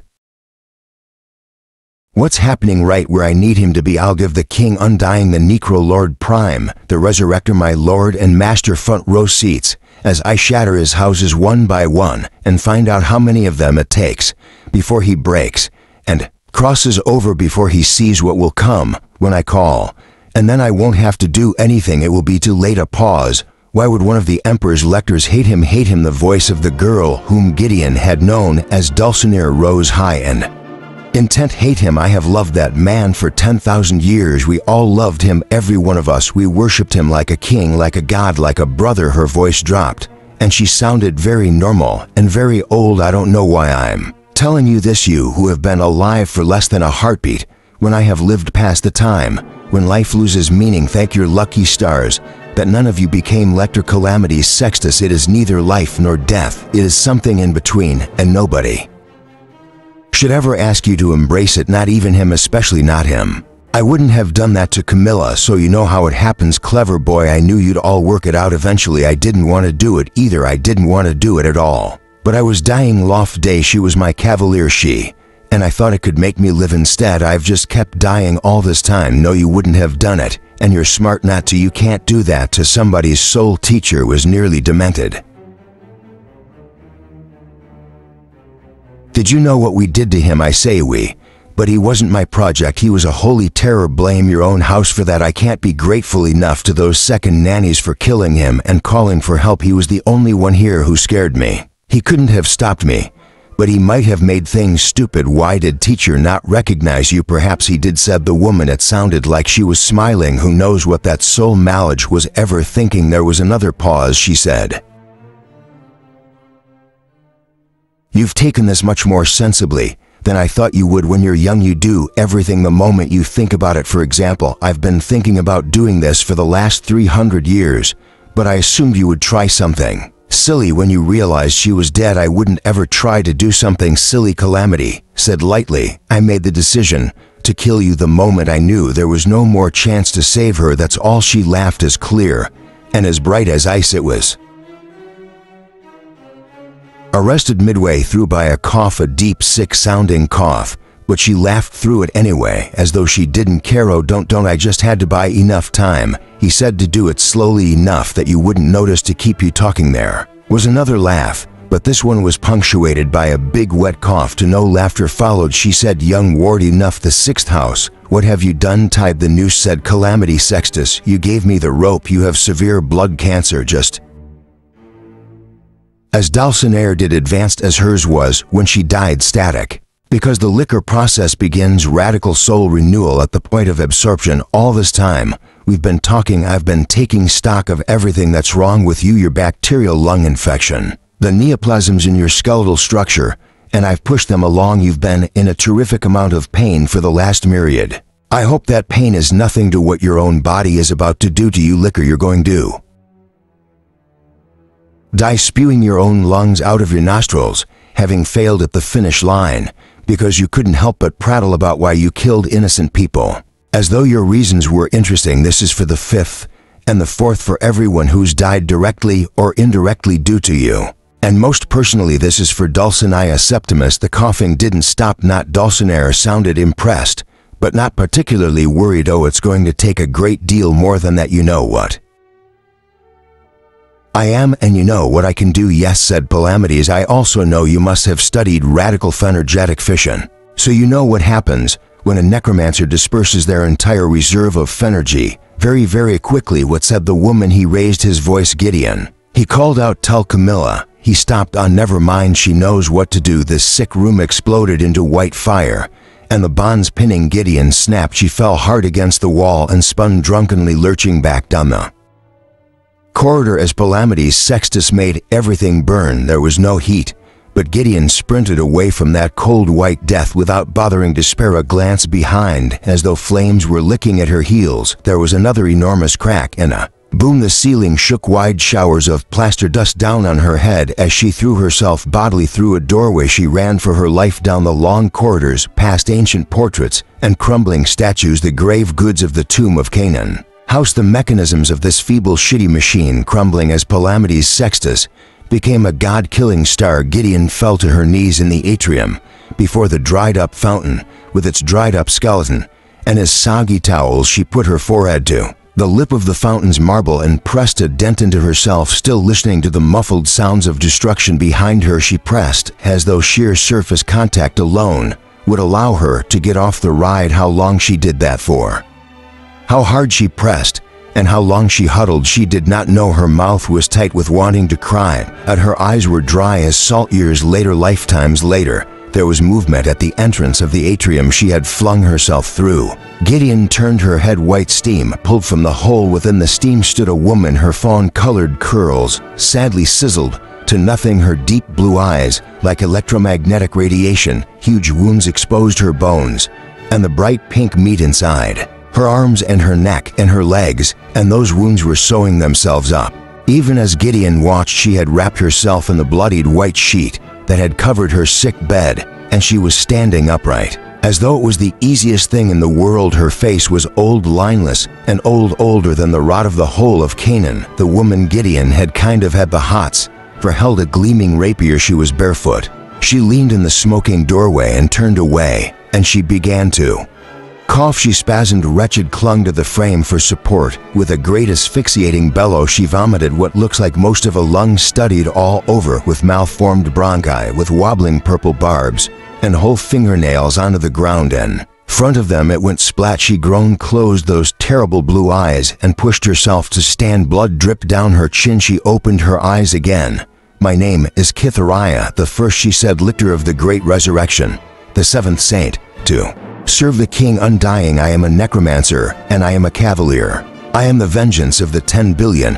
I have come back home to kill the emperor and burn his houses." And Gideon the ninth. She walked toward Gideon, and she raised her sword. She smiled. "This begins with you." Chapter 36. Camilla hit the advancing liquor. "Let the wrath of the emperor." She crashed into her from the side, her two knives flashing like signal lamps in the sunlit hall. Dulcinea. Kithariah staggered, flung up a parry, gave ground. She needed distance to bring her rapier to bear, but Camilla denied it. To her every step she fell back. The cavalier pushed forward, attacking so fast and with such ferocity Gideon could hardly see the individual strikes. For a second or two she thought Kithariah was meeting the blows with a bare hand, until she saw that a shank of bone had sprouted from the backs of her knuckles. Camilla hacked off the leash. Was like light moving across water. She punched her knives into the liquors guard over and over and over. Kithariah met them ably, but such was Camilla's speed and perfect hate that she could only hope to block the thunderstorm of blows. She could not even begin to push back against them. This gave Gideon time to stand, to ready her sword and slide her gauntlet home, biting the straps tight with her teeth. It was a relief to know she would never have to tell Camilla that her necromancer had died. She was already fighting as though her heart had exploded. "Stop," it said. Kithariah. Camilla did not hear her. She drove past the liquor's guard and found her blade trapped in a thicket of spines that had evolved from the offhand spur of bone. The spines, flexing like snakes, began to curl over the guard, past her hand onto her wrist, scarcely missing a beat. She stepped in and headbutted Kithariah in the face. The licked his head snapped back, but no blood showed. She laughed thickly, hoarse. Camilla's body jerked, still pinned by the tangle of bones around her. Her other knife fell from slack fingers to clatter on the floor. Her skin seemed to ripple and take on a grayish tinge. She began to wither as Gideon sized up the best angle to join the fray. A bleached skeletal hand emerged from behind Kithariah and grabbed her face. Another hand gripped her sword arm at the wrist over Gideon's shoulder. The skeleton in the fountain began to stir. Harrow Hark stood at the top of the stairs, hands full of white particles, her skull-painted face as hard and merciless as morning. She flung them out before her, like she was sowing a field. From each grain of bone, a perfectly formed skeleton arose, a huge angular mass, jostling and crowding on the stairs, and they poured out in single formation to rush the liquor. One by one she went under in a sea of bone. Camilla hauled herself away from the rushing, grinding ocean of Harrow's mindless dead, clutching her knives more firmly in her recovering hands. The muscles in her arms were visibly springing back into shape. Gideon advanced, heart in her throat, moving to take Camilla's place. "Leave it, Bart and Necromancer Nav here." 6 more skeletons sprang to her. Cool. They were unstrapping something from Harrow's back. It was Gideon's long sword, shining and heavy and sharp. She unbuckled her scabbard and let the black rapier fool, shook her gauntlet off next to it, and gave them both a private prayer of thanksgiving for services rendered. and she caught her sword by the hilt as it fell toward her. She wrapped her hands around its grip and hefted its old familiar weight. The squirming pile of skeletons exploded outward, and so did the floor. Bricks and tiles and splinters of wood scythed across the atrium. Like shrapnel, Gideon threw herself behind the fountain. Camilla dived behind an old sofa, and Harrow wrapped herself in a hard white cocoon. Skeletons tumbled through the air like morbid rag dolls, bone shrapnel pinging off every surface. Kytheria the first emerged from the clusterfuck, coughing into the back of her hand, looking rumpled, but entirely whole. From the hole emerged one long overjointed leg, then another, and another, a fretwork of bones, a net, a lace of them, long stingers of teeth, a nesting body, a construct so big that it turned one's bowels into an icebox. The hulking construct that had killed Isaac. Tetris filled the room, behind its mistress, stretching itself out and expanding, pulverizing a wall and a staircase as it emerged. Its great bone head lolled and loomed above them, mask-like, with its hideous molded lips and squinted shut eyes. But now this benighted vision stood before its natural predator, the reverend daughter of the ninth house, as yet more skeletons jerked and clambered upward from their fallen comrades. Gideon got up, dusted herself off, and found Harrow standing in a pool of Asus dust and facing the construct with a hot-eyed, half-delighted anticipation. Without even thinking about it, her body moved to take her rightful place in front of her, necromancer sword held ready. "This is the thing that killed Isaac," said Gideon urgently. The enormous construct was still trying to wriggle one leg free from the floor, which would have been funny if it hadn't been so terrible. "Sex, just dead." Harrow's mouth briefly ruckled. "Her necromancer alone can't bring that down. Griddle, that's regenerating bone." "I'm not running, Harrow." "Of course we're not running," said Harrow Hart disdainfully. "I said a necromancer alone. I have you. We bring hell." Harrow Dulcinea's elector, a real one. "Then we're all dead, Nav. But let's bring hell first." Sahara. Gideon looked over her shoulder at her and caught the reverend daughter's smile. There was blood sweat coming out of her left ear, but her smile was long and sweet and beautiful. Gideon found herself smiling back so hard her mouth hurt her. Adept said, "I'll keep it off you now. Show them what the ninth house does." Gideon lifted her sword. The construct worked itself free of its last confines of masonry and rotted wood and heaved before them, flexing itself like a butterfly. "We do bones, motherfucker," she said. Her arms were whole again, her most beloved and true companion, her plain to hand, her unadorned and perfect, smashed through tendrils and teeth like a jackhammer drill. Stinging flails of bone met her blade and exploded into gray foam as she stood her ground and pummeled them with great swinging arcs of good cold ninth house steel. With her there, suddenly it was easy, and her horror of the monster turned to the ferocious joy of vengeance. Long years of warfare meant that they each knew exactly where the other would stand. Every arc of a sword, every jostling scapular, no hole in the other's defenses went unshielded. They had never fought together before, but they had always fought, and they could work in and around each other without a second thought. Gideon pushed for space. She forced a path step by careful step toward the center of the construct. A tentacle lashed out at her leg. She sliced it open on the downswing and danced away from a stiff whip of molars aimed straight at her heart. Behind her, Harrow took it. It trembled into its component parts, then became a dust of teeth, which settled into a glue that stuck wobbling tendrils together so they broke themselves into pieces, trying to smash away what Hero did not take. Gideon struck down. She struck its spines with the mad fury and sudden belief that if she just hit and hit and hit accurately enough and hard enough and well enough, she could rewrite time and save Isaac and Jean-Marie, save Abigail, save Magnus. But the size of the thing defied thought, and every strike created shrapnel. Harrow was doing something, shielding her somehow. The air was a hail of sharp particles that ought to have shredded her skin, and yet none of them seemed to reach her. Even so, the white out of pinging ricocheting chips made it hard to see her target from the corner of her eye. She saw Camilla running through a blizzard of teeth and spines and swinging bone lappets, with both knives crossed in front of her chest. Then she was gone, lost to view. Gideon pout through a veil of flimsy bone shafts. They were under the bulk of the construct. Now 6 more skeletons sprang to life and formed a perimeter. These were pillars without legs thrust through the floor, with the big plated arms and bone-wadded shoulders of the construct in the response room. They grappled great breadths of the construct's Tendrils to themselves, and in the clearing between their backs, Harrow flexed her fingers together. She shook finger bones out of her sleeves and slapped the trembling phalanges. Between her hands like clay, Gideon was busy shearing off questing. Tentacles that snaked past the skeleton guard and went for her necromancer, catching only a confused glimpse of the slim rosary of knuckles that Harrow was looping around her arm. Then Harry flung it upward like a whip, and it punched straight through the monster's midsection, burying itself somewhere deep. She barked at Gideon, "Get clear!" Two of the skeleton pillars, still hugging tangled bunches of bone, bowed apart to make a path. Gideon pulled her hood down over the exposed skin of her face as she squeezed through the gap and staggered clear away from the nightmare of splintering fibulae and to be. But before she could find her footing, Kitharaya the first leapt from her place of ambush. She was utterly beautiful and entirely terrible. Whole, unhurt, untouched by anything that had happened to her. The wounds from Palamides' last spell seemed to have vanished, as if they'd never been made. It was like she wasn't even made of flesh. A memory flashed up through the haze of adrenaline. Do I look like I'm in the kingdom of my power? The licker's rapier thrust whipped out like a fang, like a ribbon. Gideon knocked the stupid fucking thing aside with her two-hander and turned the momentum into an overhead strike. The rayer raised.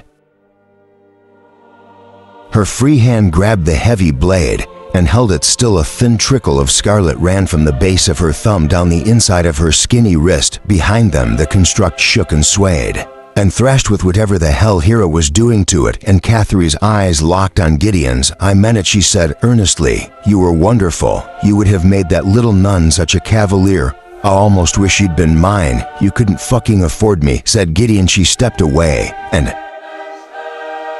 wrenched her sword upward, pulling Kitharaya's arm up with it, closed the gap in a hurry, and kicked the licked his legs out beneath her. Kitharaya lost her grip and collapsed into the bone letters strewn across the atrium floor. She coughed and winked at Gideon, and the scattered bones rose up and closed around her like waves. Hiding from her sight from above came a terrible muffled bellow, allowing force through past lips. The construct was howling. It tried to surge forward, but the movement kept getting arrested in mid-jerk. As though pinned to the floor, its tendrils slapped and drove against the ground, tiling up billowing clouds of wood pulp and carpet fragments. The thing gave a frustrated final push and overbalanced, then came down hard. On the floor right where her necromancer had been, there was an agonizing crash as the fountain shattered under its weight. Gideon's heart was in her throat, but there was the dusty black figure emerging from the wreckage, ropes of teeth wrapped around her wrists where she had jerked the thing to the ground. A vanguard of skeletons swatting tendrils away from her. Gideon fought her way toward her, blindly clipping off strands and trailing chains of bones as she waded her way to Harrowhark. The construct still pursued her, its legs scrabbling to find purchase as the floor buckled and quaked beneath it. Sharpened beaks of bone bearing down on her. Adept Hera was forced to split her focus between fending them off and keeping her hands on the reins, holding the construct to earth, blood shining on her forehead. With the strain, Gideon arrived just in time to plant herself in front of her necromancer and smash a drilling lapit to shards. "I need to be inside you," Harrow bellowed over the din. "Okay, you're not even trying," said Gideon. Her necromancer said, "It's all I can do to pin it in place, so you need to finish it for me. Breach the legs. I will show you exactly where, and then I can keep it quiet for a while." "Seriously?" "How you'll see," said How grimly. "I apologize. Now get ready to move." The construct crooned in its chains. The central rod that Harrow had somehow oiled through its trunk was bowing dangerously. Gideon dove back into the afraid of joint and gristle with her sword scything before her, and just as in the response room, felt another presence slide into her mind like a knife into a pool of water. Her vision blurred out, and something said in the back of her mind, "On your right eye level." It wasn't a voice precisely, but it was Harrowhark. Gideon pivoted right, long sword held high. The first leg of the construct loomed before her, a weighty breath of impenetrable bone. But the back of her mind told her wrong. Inch higher, Pierce. Gideon rehefted the weight of her sword in her hands, studied the pommel with the butt of one palm, and thrust it home. The bone was thinner here. Across her softened sight a light fizzed in and out of vision, the exact same corona of light that had happened 1,000 years ago. 100,000, a myriad of myriads inside the first trial chamber. She pulled her sword free, and the leg buckled. Half a dozen tendrils came after her, they would have given her an interesting array of new air holes for speed, but a skeleton staggered out of the darkness and took most of the blows, jawbone crushed into powder as a tendril lashed open its skull. Another skeleton lurched in where its comrade had died, but this one dashed past Gideon over to the glimmering wound she had carved into the leg, and it thrust its arm into the gash. Then it melted. Gideon had a few seconds to watch as it sludged into shining silvery white bone matter with a little sizzle of evil-smelling steam. It shrouded the wound and the bottom of the leg in a lahar of hot bone gunge. She tore her gaze away to skid beneath the heaving torso of the beast, narrowly dodging another few desperate tendrils, cutting her way through a damp nest of them as they unfurled and regrew themselves like the coils of a razor-sharp plant. The leg closest to her had found purchase on the floor, with its dainty sharp-capped foot so much like the leg of an arachnid, and seemed to be in the process of levering the whole thing upright. The back of her head said, "It's above you." Gideon slipped her grip down the handle of her sword, her forearm alarmed, with the effort tip wavering as the legs shifted and hesitated above her. The back of her head said, "Now this one was harder." She didn't have as much purchase. Gideon rammed her sword upward, getting a grip on the pommel and shoving into the limb again, as plates of bones splintered overhead and dried flakes of marrow spun down like confetti. The leg tumbled down like a cut tendon. Yet another skeleton appeared next to her, and as she withdrew, the sword plunged into the shining gap. It dissolved into the hot foul muck that slid inside the construct's body and enrobed the rest of the leg, dripping down into the floor, cooling rapidly. The hard shine of it and the suppressed agony of triumph in the back of Gideon's head made her eyes water, and she was filled with a weird pride that was all her own. Holy shit, perpetual bone. Her had Ashley cracked it. She was too busy admiring her necromancer to catch the thick rope of vertebrae that looped around her waist and cinched tight. The connection in her mind stuttered and disappeared. Then her vision sharpened, rendering everything happening to her in bloody clarity.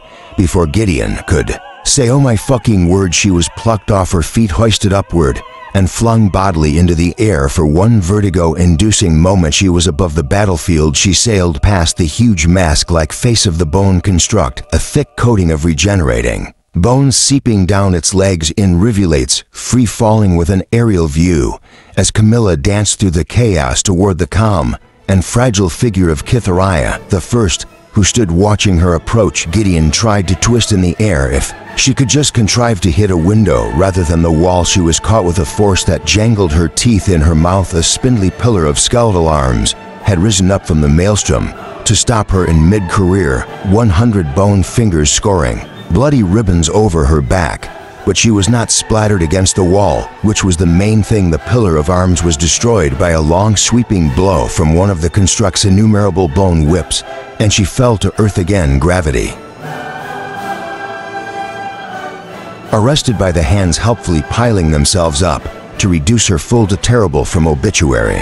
She landed in a pile next to her necromancer, and her knee went crunch. "I have bested my father," set her out to nobody, staring upward at nothing, alight with fierce and untrammeled triumph. They were both lying supine on a pile of what felt like feet. "I have bested my father and my grandmother, every single necromancer ever taught by my house, every necromancer who has ever touched a skeleton did.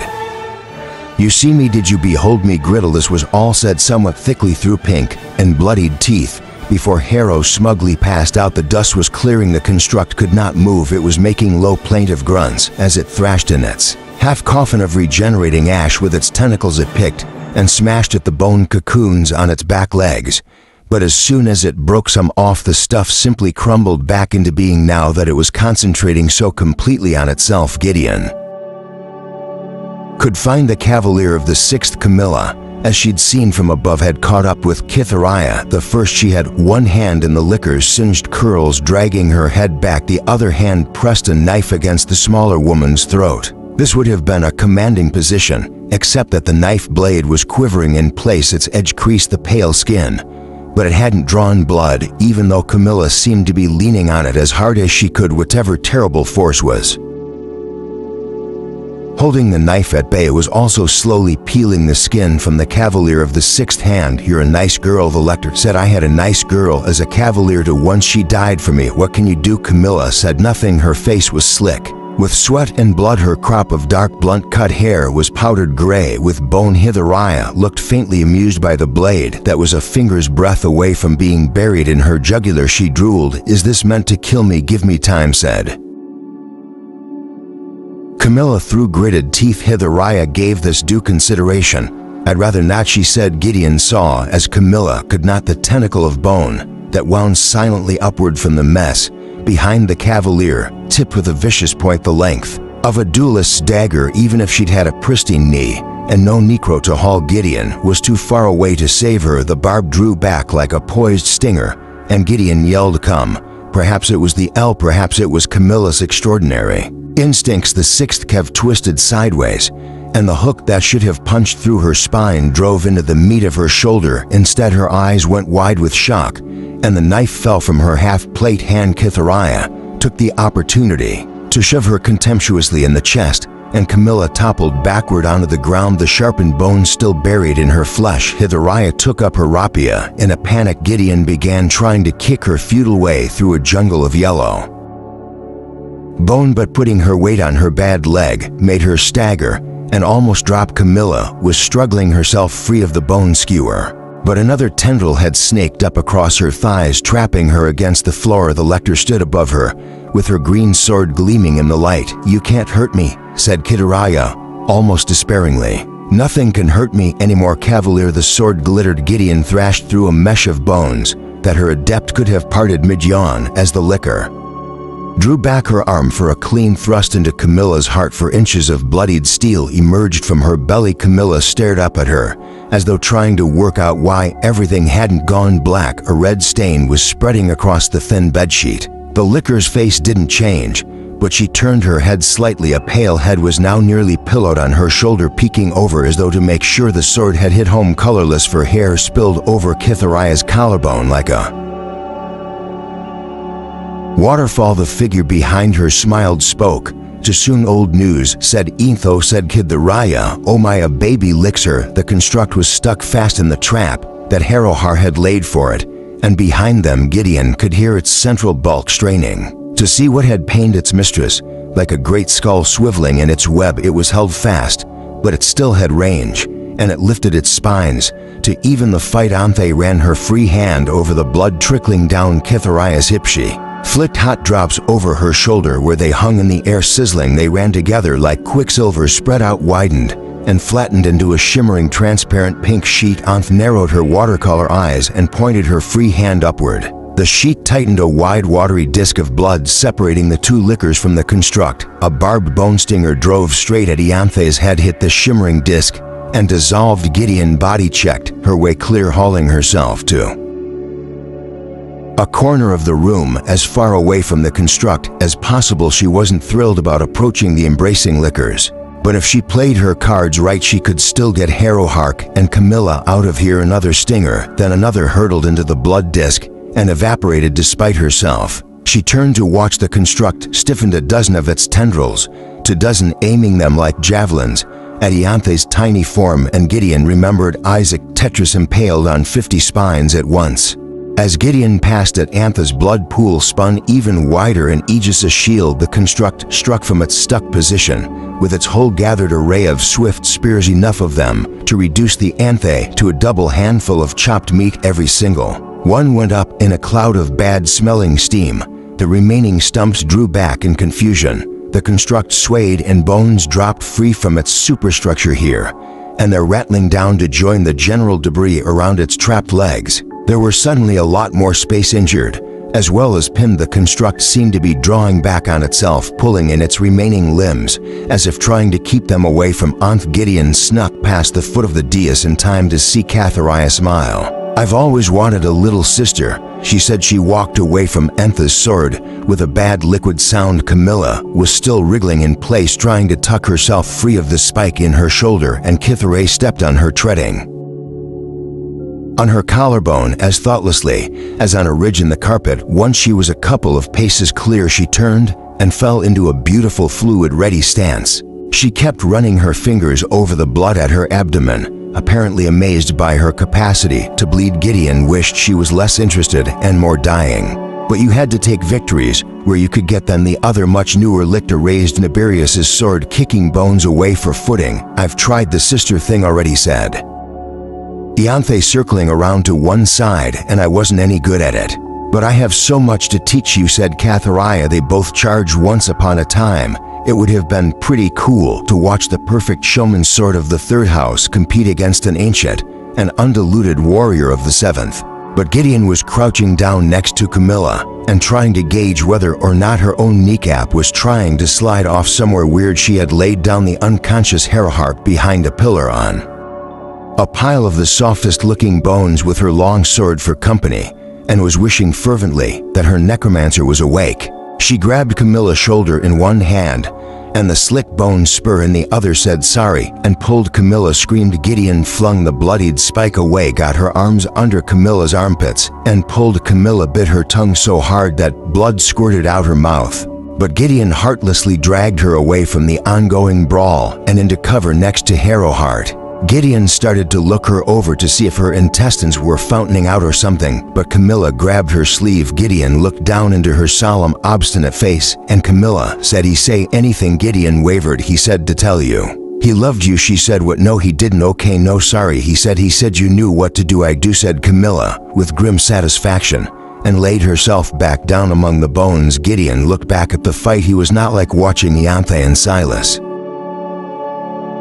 go at it. Ianthe had wiped the floor with Silas while simultaneously skirmishing with Nibirius's soul. A fight between two lickers was a sword fight on a scale beyond mortal. They moved almost faster than the eye could see each clash of their swords, sending great shockwaves of ash and smoke and Aracelist bone billowing outward. The spacious atrium of Canaan House had been built to last, but not through this. The floor splintered and bowed dangerously wherever the construct had dragged itself. The tentacles dug through the floorboards, burrowed out again, and showers of rotten timber and bone.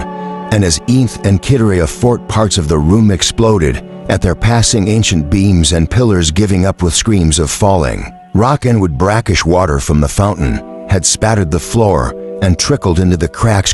Shit, the floor was cracking. Everything was cracking. Huge fishes separated Gideon from the door's auntie, a lock of her colorless hair in her mouth, chewing furiously, raised her hand, and a gushing column of black arterial blood burst upward, lifting Kitharia 20 feet into the air and dropping her. She hit the ground awkwardly, and as she staggered to her feet again, Ianthe stepped up, hands sparking and flickering with harsh white light, and hit her with a tremendous right hook. The punch would have spun Marshal Crux's scabrous plate-clad bulk around 3 times like a top and left him on the floor, seeing little skeletal birdies. It knocked Kitharia clean through the wall. The wall was already feeling pretty sorry for itself, and at this last insult it gave up entirely and collapsed with a terrific rumble and crash of rock and brick and bursting glass slumping outward onto the garden terrace. Daylight flooded through, and the smell of hot concrete and wood mold filled the air. The pothole floor groaned as if threatening to follow suit. Camilla, who had guts of steel and the pain tolerance of a brick, wobbled to stand. Gideon wove her arm beneath Camilla's sword arm before the 6th Cavalier could protest, retrieved the birdbone bundle of her necromancer, and staggered outside as fast as this crippled procession could manage. There were simply nowhere else to go. The salt wine from the sea blew hot and hard through holes in the glass that sheltered the expanse where moldering plants continued to dry out on their great trellises. Insensitive to the situation, Dominica shone down on them, cradled in the unreal cerulean of the first sky. Gideon laid her a heart down in the shadow of a broken S-wall that seemed as though it wouldn't crumple down and squash her. Yet Camilla slumped next to her, swords crossed over her knees. At least this place had significantly fewer bones. They strode down a low flight of stairs, sword in hand, hair rippling white-yellow in the breeze. Dead leaves and plant matter drifted down around her, disturbed by the crumbling wall. Kitharia was picking herself up off the flagstones where she'd been hurled, and as Ianthe lunged at her again, it was obvious she was on the defensive. She was not as quick as Ianthe. She was not as reactive. She would still have spared Gideon through in the first 10 seconds of a fair fight. But against another licker, things seemed to be going wrong. Ianthe grew more vicious with each hit. As Kitharia's blood flew into the air, she was freezing it in place, manipulating it, stitching long red lines through the space around, and Between them, every time Kitharaya got hurt, and she was getting hurt now, bleeding like a normal person, with none of her earlier invulnerability, the web of blood grew in size and complexity, until it looked like she was dueling in a cage of taut red string. Nor was that the worst of it, as Gideon watched somewhere between horror and fascination the earlier wounds, the ones Palamides had inflicted when he blew up the sick room, began to reopen. Strips of skin along the licked his arms blacken, and curled a big messy gouge split down her thigh independent of Ianthe's blade. Even the curly hair started to sizzle and crisp back up. What the hell, objected Gideon, more to relieve her feelings than in hope of an answer she hadn't healed, said Camilla weakly from beside her. Gideon glanced around the other curve, had dragged herself up into a sitting position against the wall, and was watching the fight with grim professional eyes of coarse cavaliers from houses with more than one living necromancer. Probably saw necromancers duel all the time. She just skinned over the damage a surface fix hides the cracks. To really heal she needs theology life force, and she hasn't got any to Sparrow. Yeah, said Gideon. Sex just gave her turbo cancer. Camilla nodded with enormous personal satisfaction. Wow, she said, that'll do it. Ianthe's magic was as efficient and lean as Naberius's swordsmanship, neat and contemptuous clean, and a perfect, not a beat missed or a second's hesitation. Kitaraya's stumbled away from her onslaught, and Ianthe closed the trap. The cage of blood suddenly contracted, tightened, clinging to the older liquor like a net. Kitharaya stood tangled in it, not even bothering to try to fight free. Eyes closed to slits. Her hair was scorched almost down to stubble. She was struggling to breathe. Her shrapnel wounds were gaping red and fresh, and her knees were buckling. The smell of blood and leaves was overpowering. Ian, they stood before her, panting. Now herself she kept shaking her head as though to clear it, kept rubbing her temples fretfully. But she was gleaming and triumphant, sweating, smug, tired. She said. Kitharaya opened her eyes and coughed. Not particularly, she said, but you're exhausted. The filmy red net dissolved to nothing. It didn't even fall away from her. It seemed almost to be absorbed back through her skin. She straightened up, stepped forward, and grabbed Dianthe's throat in one fine-boned, delicate hand. Dianthe's eyes bulged, and her hands flew up to clutch at the other woman's wrist, just like a child. All your best moves first, said Kitharaya, and they squirmed. A thread of blood coiled in the air around her uselessly, and then spattered to the ground. The ancient liquor said, you aren't completed, are you?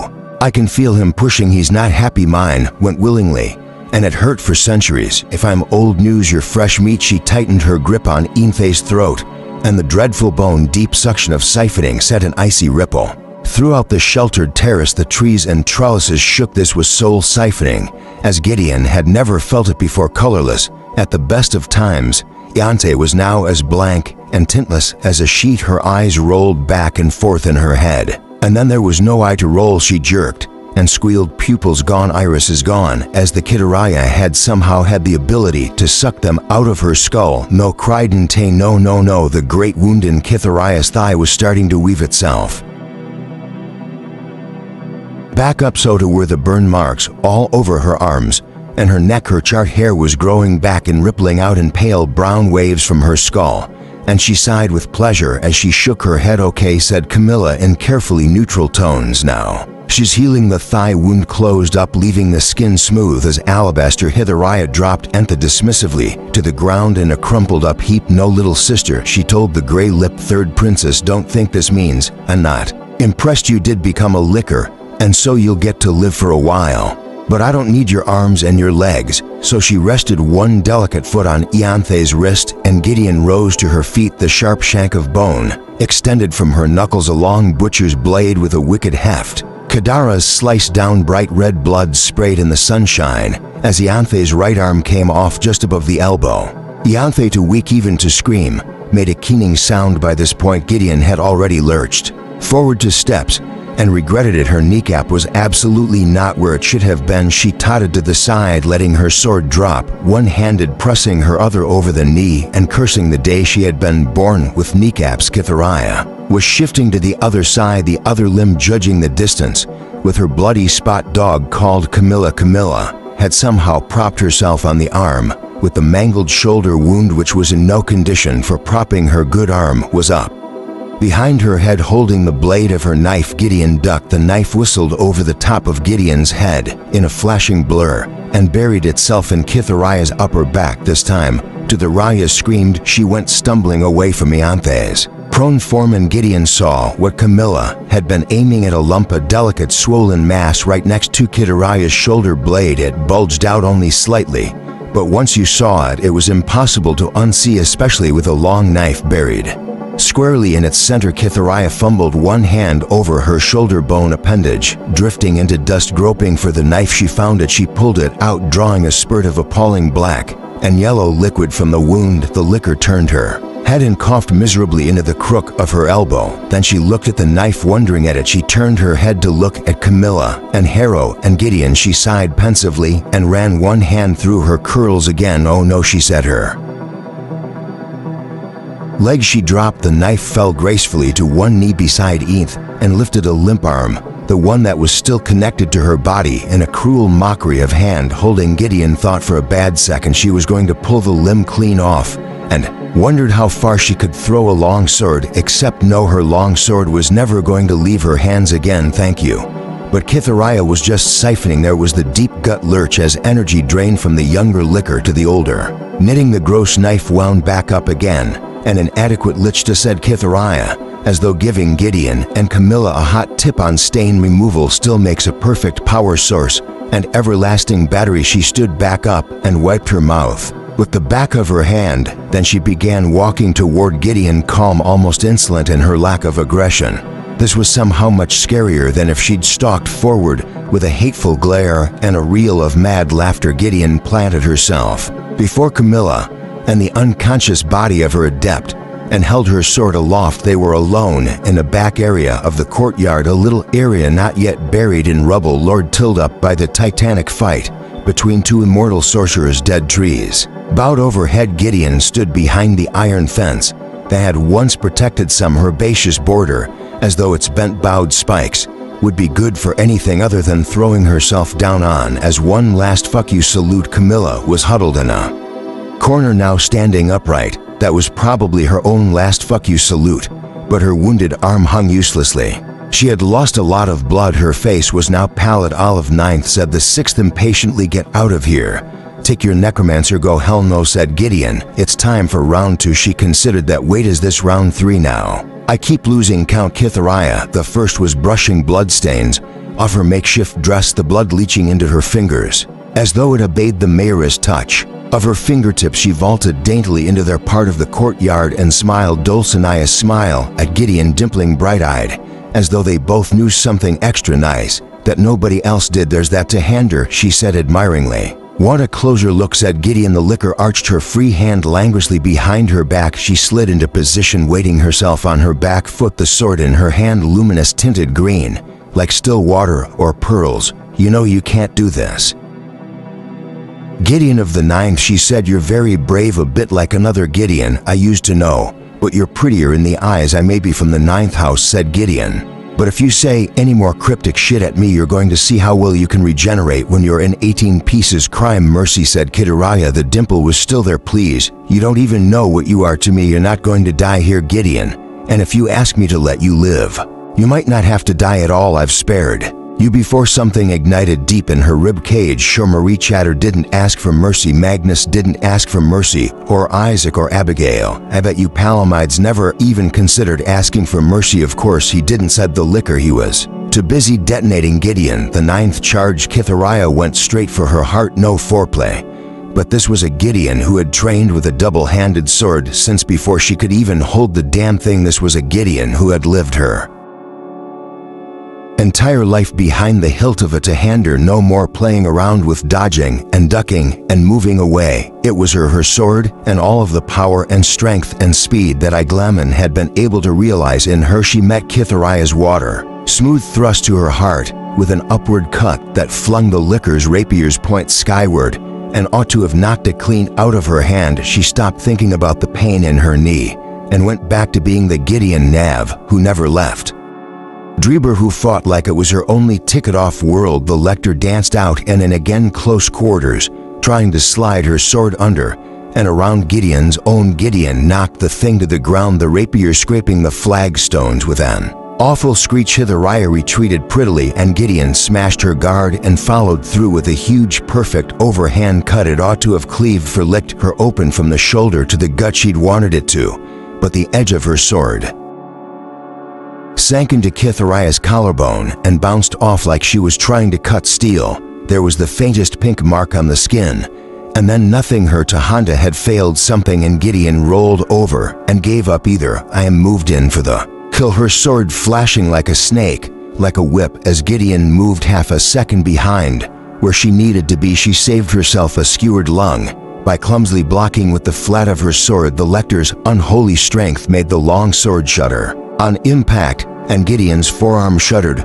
With it undeterred, Kitharaya went for her numbed arm, sank the tip deep into the soft flesh above the bicep, met the bone, splintered something deep in there. Gideon gave ground, sword held in guard, clawing for distance. Now the blade was dripping in her hands. Despite every iota of determination coursing through her body, she tried to conjure up some of the old cruel caution with which Iglaman had so often sent her to the merge. Watched Kitharaya closely stepped away from a feint, so when opening turned herself to iron and thrust forward straight to her opponent's heart. Kitharaya raised her free hand and caught the blade before it carved through her sternum. She had to step back with the force of the blow, but her frail, worn hand wrapped around the breadth of the blade and held it as easily as Nibirius's shitty trick trident knife had her rapier all those years ago. In the training room, Gideon shoved her feet, slipped for purchase on the ground, her knees screaming, her arms squirted blood. With the effort, kiss her eye aside. You were gorgeous, said the liquor a thing apart. She batted Gideon's sword away with her hand. Then she advanced. Step off, bitch, said Hero. Hark Nona Yazamus. Behind her, Kazaraya turned to look. The black-robed, black-hooded figure had stumbled forward step by staggering step away from the shelter of the tower wall. She was bookended by skeletons, too huge to have ever lived inside a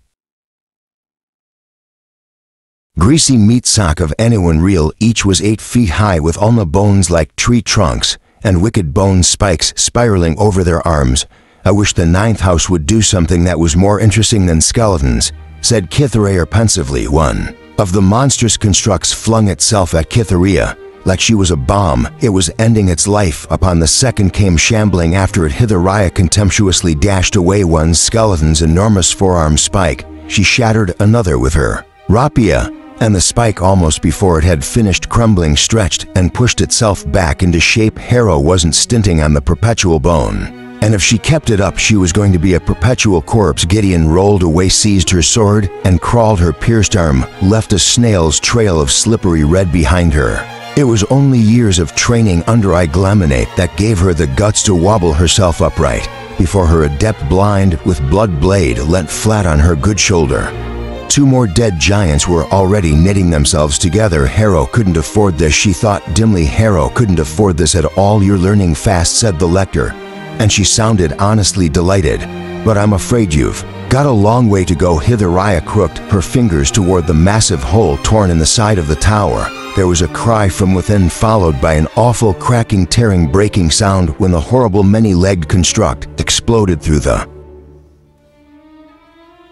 hole. It was not as great nor as leggy as it had been before. It had torn itself free from horror shackles, and in doing so had left most of itself behind. It was a miserable shadow of its previous bulk compared to anything normal, though it was still a horror of waving stumps and tendrils, all lengthening and thickening, regrowing themselves. Even as she watched, it had been stuck, and now it was halved, but it could still regenerate. The huge expressionless face gleamed widely in the afternoon light, now teetering on a trunk too small for its mask, and broken glass patted down its sides like drops of water. As it crawled out, it sat its broken body on the terrace like a bowl of white roots, swaying on 2 legs, a bitten spider. It wasn't fair, 'cause the ray had been right all along. There was nothing they could do, even half destroyed. The bristling tentacles and lappets were raised 100 strong in the air. It staggered and aimed itself in their direction, and there was nowhere to Run, no dodging, no escape. The lector said, none of you have learned how to die gracefully. I learned over 10,000 years ago. I'm not done, said Gideon's half-dead necromancer. Harrow closed her hands. The last thing Gideon saw was the debris of her perpetual servants rattling toward them, bouncing through the air and over the flagstones, hardening in a shell over her and Camilla and Harrow as all those tendrils struck them at once. The noise was deafening. Wham, wham, wham, wham, wham, wham, wham, wham. Wham, until it became a single hammer, a metered pounding wham, wham, wham. The world vibrated around them. Everything was suddenly very dark. A wavering yellow light flicked on, and Gideon realized that against all odds, Camilla had somehow retained her pocket torch. They were closed in with the bowing iron trellises and the wilting anciently dead bush. The sky, the sea, and the rest of the garden were cut off behind a smooth curved shell of what seemed to be solid, uninterrupted bone, like the hemisphere of a propped-up skull. Her swayed upright in the gloom as the beast tried to crack them open like a nut and looked at Camilla and Gideon through a face that was mostly blood, not even blood sweat, just blood beneath her skin. Blood vessels had detonated like mines. It was coming through her pores. She'd figured out how to make perpetual bone, half destroyed a giant dead spider from hell, and now she'd raised a solid wool 6 inches thick and was holding it up with sheer nerve. The Reverend daughter of the 9th house smiled tiny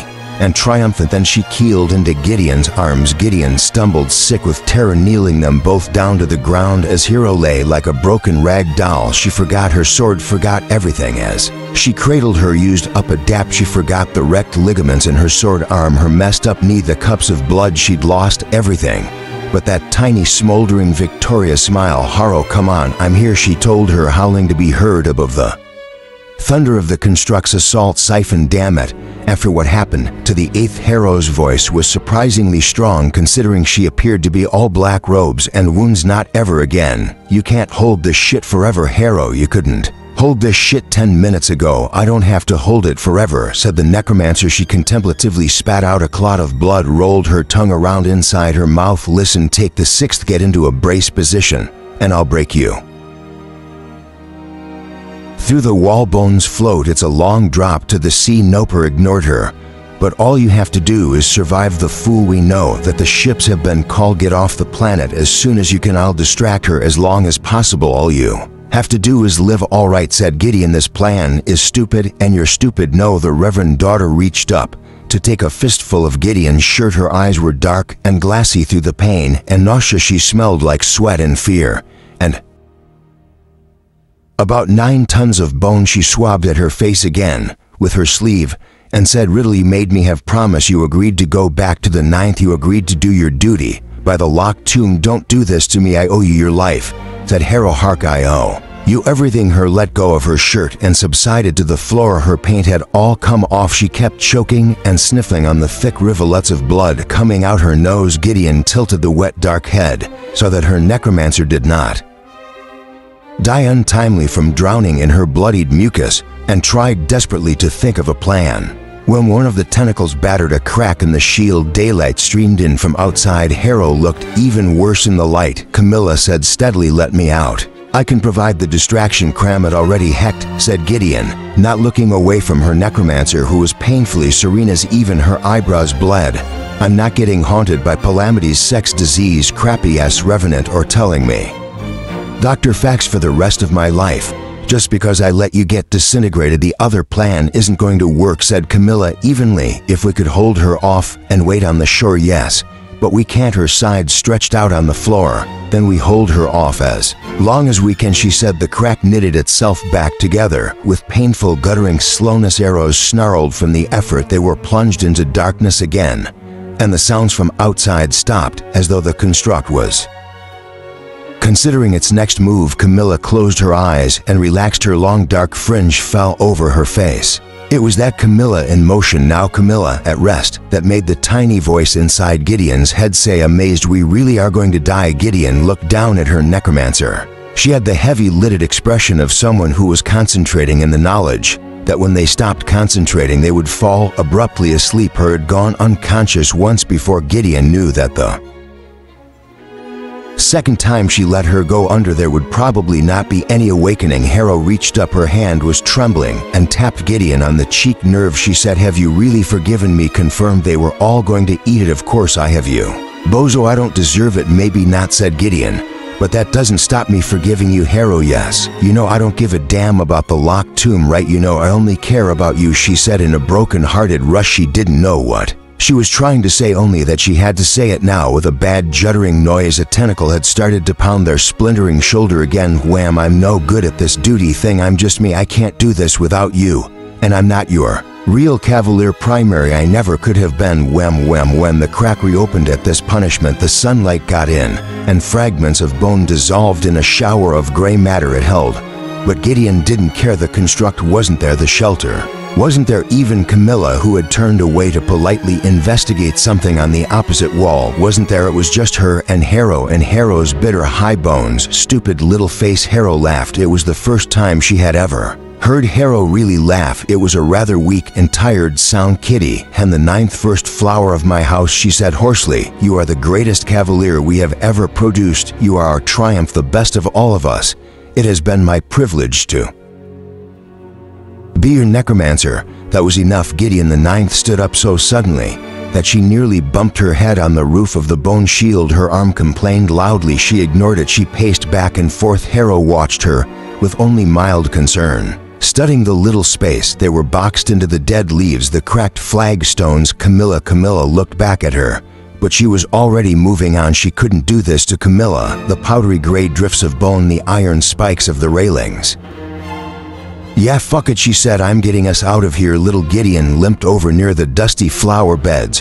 Wham, wham, wham. She didn't have much time, but she only had one shot anyway. She struggled out of her black robe and thought about taking off her shirt in one mental blurt of panic, but decided she didn't need to. She peeled her gloves off her wet red palms and rolled up her sleeves for no reason, except that it gave her something to do. With her shaking hands, she made her voice as calm as possible. In a way, she was calm. She was the calmest she had ever been in her entire life. It was just her body that was frightened. Okay, she said, I understand now. I really, truly, absolutely understand. Harrow Hark had leant back on her elbow. Some was watching her, black eyes lightless and soft. Nerve, she said, the gentlest she had ever heard her manage. I can't hold this for much longer. Wham, wham, wham. I don't know how you're holding it now, said Gideon, and she backed up, looked at what she was backing toward. Look back at her. Necromancer. She sucked in a wobbly breath. Harrow was looking at her with a classic expression of faint known at Jessima's pity,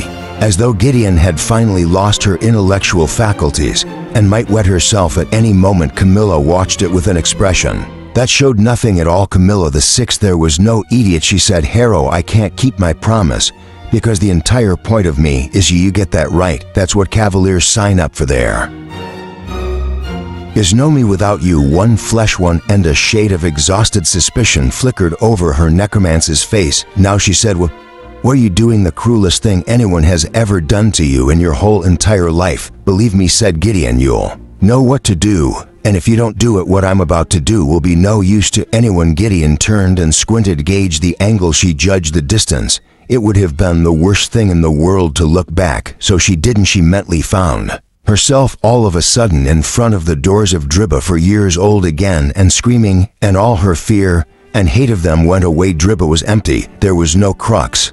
There were no god-awful great aunts. There were no restless corpses, no strangers in coffins, no dead parents. Instead, she was Dribble. She was Gideon Nav, and Nav was a Niner name. She took the whole putrid, quiet, filth-strewn madness of the place, and she opened her doors to it. Her hands were not shaking anymore. Wham, wham, wham. The structure bowed and creaked. Big chunks were falling away now, letting in wide splotches of sunlight. She felt movement behind her, but she was faster for the ninth, said Gideon, and she fell forward right on the iron spikes.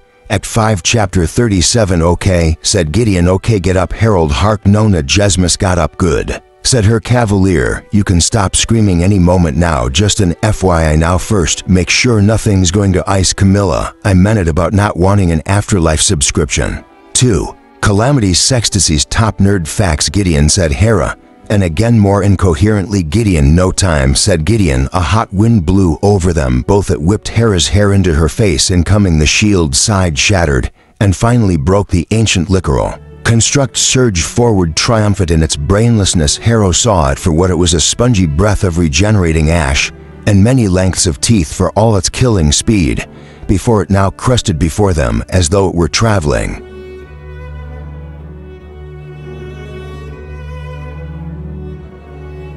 Through syrup it shivered in the air, 100 white lances ready. Gideon said, "Take it down," and Harrow took it down. It was bafflingly simple. It was nothing more than a raised skeleton, and not one that had been formed with any particular grace. It was half gone already, having torn itself free like an animal from her trap. The head was just a chitinous plate, the trunk was a roll of bone, the remaining tentacles fell like rain. Arrested in mid-swing, the bone responded to their call, and together they sailed the thing through the cracked glass panes of the terrace garden to fool a huge white comet with flailing tails of bone into the rolling ocean. "There's my sword," Gideon said. Pick it up, and stop looking at me, Dick. Don't you dare look at me." Her who turned her head away from the iron railing and picked up the long sword and cried out. It was far too heavy, far too awkward. Gideon reached her arm out to steady Harrow's sword hand, shifting the other arm around her in a strange embrace. Her fingers wrapped around Harrow's scratchy with calluses. The sheer weight of the thing still stretched the muscles of Harrow's forearms painfully, but Gideon clasped her wrist, and despite the pain, they lifted the sword together. "Your arms are like fucking noodles," said Gideon disapprovingly. "I'm a necromancer, Nav. Yeah, well, hope you like lifting weights for the next myriad." They were cheek to cheek, Gideon's arm and Harrow's arm entwined, holding the sword aloft, letting the steel catch the light. The terrace stretched out before them, glass shards spraying in the wake of the construct, falling as slowly and as lightly as down. Harrow looked back at Gideon, and Gideon's eyes, as they always did, startled her, their deep chromatic amber, the startling hot gold of freshly brewed tea. She winked. Harrow said, "I cannot do this." "You already did it," said Gideon. "It's done. You ate me and rebuilt me. We can't go home again. I can't bear it." "Suck it down," said Gideon. "You're already to 100 dead daughters and sons of our house. What's one more?" Before them stood Hithariah the first, though they noticed her only as an afterthought. She stood with her sword down, just watching them, her eyes as wide and as blue as the depth of light. The garden narrowed to her, and her bloody green sword, her lips were parted in a tiny O. She did not even seem particularly troubled, just amazed, as though they were an aurora, a mirage, an unreal trick of the sunshine. "Now we kick her ass until candy comes out," said Gideon. "Oh damn, no, Jessimus, don't cry. We can't fight her if you're crying," Harris said with some difficulty. "I cannot conceive of a universe without you in it." "Yes you can, it's just less great and less hot," said Gideon. "Fuck you, Nev." "Harrow, hark," said Gideon the ninth. "Someday you'll die and get buried in the ground, and we can work this out then. For now, I can't say you'll be fine. I can't say we did the right thing. I can't tell you shit. I'm basically a hallucination produced by your brain chemistry, while coping with the massive trauma of splicing in my brain chemistry. Even if I wasn't, I don't know Jack Harrow. I never did, except for one thing." She lifted Harrow's arm, with the hilt clutched in it, her fingers rough and strong and sure, moved Harrow's other hand into place above the pommel. "I know the sword," she said, "and now so do you." Gideon brought them into position, weight on the forward foot, knee bent a little light on the right. She tilted the blade so that it was held with the blade pointed high before them, a perfect line. She moved Harrow's head up and corrected her hips. Times sped up, blurred, moved in bright lights before them. Now the old lictor, Hithariah, wretchedly old. It seemed impossible that they could have ever taken her for anything else, stood there at the bottom of the stairs. Her radioactive blue eyes were quiet. Her sword was held at the ready. She was smiling with colorless lips. "How do you feel, little sister?" she said. Harrowhack's mouth said, "Ready for round 3 and round 4. I think I lost track." The swords met. The noise of metal on metal screamed in that empty garden. Hithariah the first had been Hithariah the first for 10,000 years, and even 10,000 years ago her cavalier had been great. Time had made her more perfect than a mortal cavalier could understand. In a fair fight, they might even have fought to a standstill. It was not a fair fight as they fought, and fighting was like a dream, like falling asleep. They could see Hithariah was made up of different parts. Her eyes had been taken from somewhere else to blue spots of someone else's fire within her chest. Another conflagration burned, and this one was eating her alive. It smoked and smoldered where her lungs ought to have been, bulging dark and malignant. It is swollen to the bursting point inside her body. and most of Kitharia's energy was being expended on holding it still. Harrow could touch what Palamides had done, knock it out of Kitharia's grip there, said Gideon in her rosy. Her voice softened now. Thanks Palamides. Sextus was a marvel, admitted her to bad. You didn't marry him, you both into old dead chicks. Gideon focused. Nona Jazumus, you know what to do. Kitharia the first vomited a long stream of black blood. There was no fear in her now, there was only anticipation verging on panicked excitement, like a girl waiting for her birthday party. The weight of Gideon's arms on Harrow's forearms was getting more ephemeral. Harder to perceive. The brush of Gideon's cheek was suddenly no more substantial than the remembrance of an old fever. Her voice was in her ear, but it was very far away. Harrow placed the tip of her sword to the right of Kitharia's breastbone. The world was slow and chilly. One flesh, one end, said Gideon, and it was a murmur now on the very edge of hearing. Harrow said, don't leave me the land that shall receive thee. Dying in the same will I die, and there will I be buried. The Lord do so, and so to me, and add more also, if aught but death part me. And he said, Gideon, see you on the flip side. Sugar lips. Harrow heart drove the blade home, straight through the malignant thing in Kitharia's chest. Bubbled and clawed out of her a well of tumors, a cancer, and she seized up. It ran through her like a flame touched to oil, seething visibly beneath her skin. Her veins, her bones, they bulged and buckled. Her skin tore, her heart strained, stretched, and after 10,000 years poor service gave out.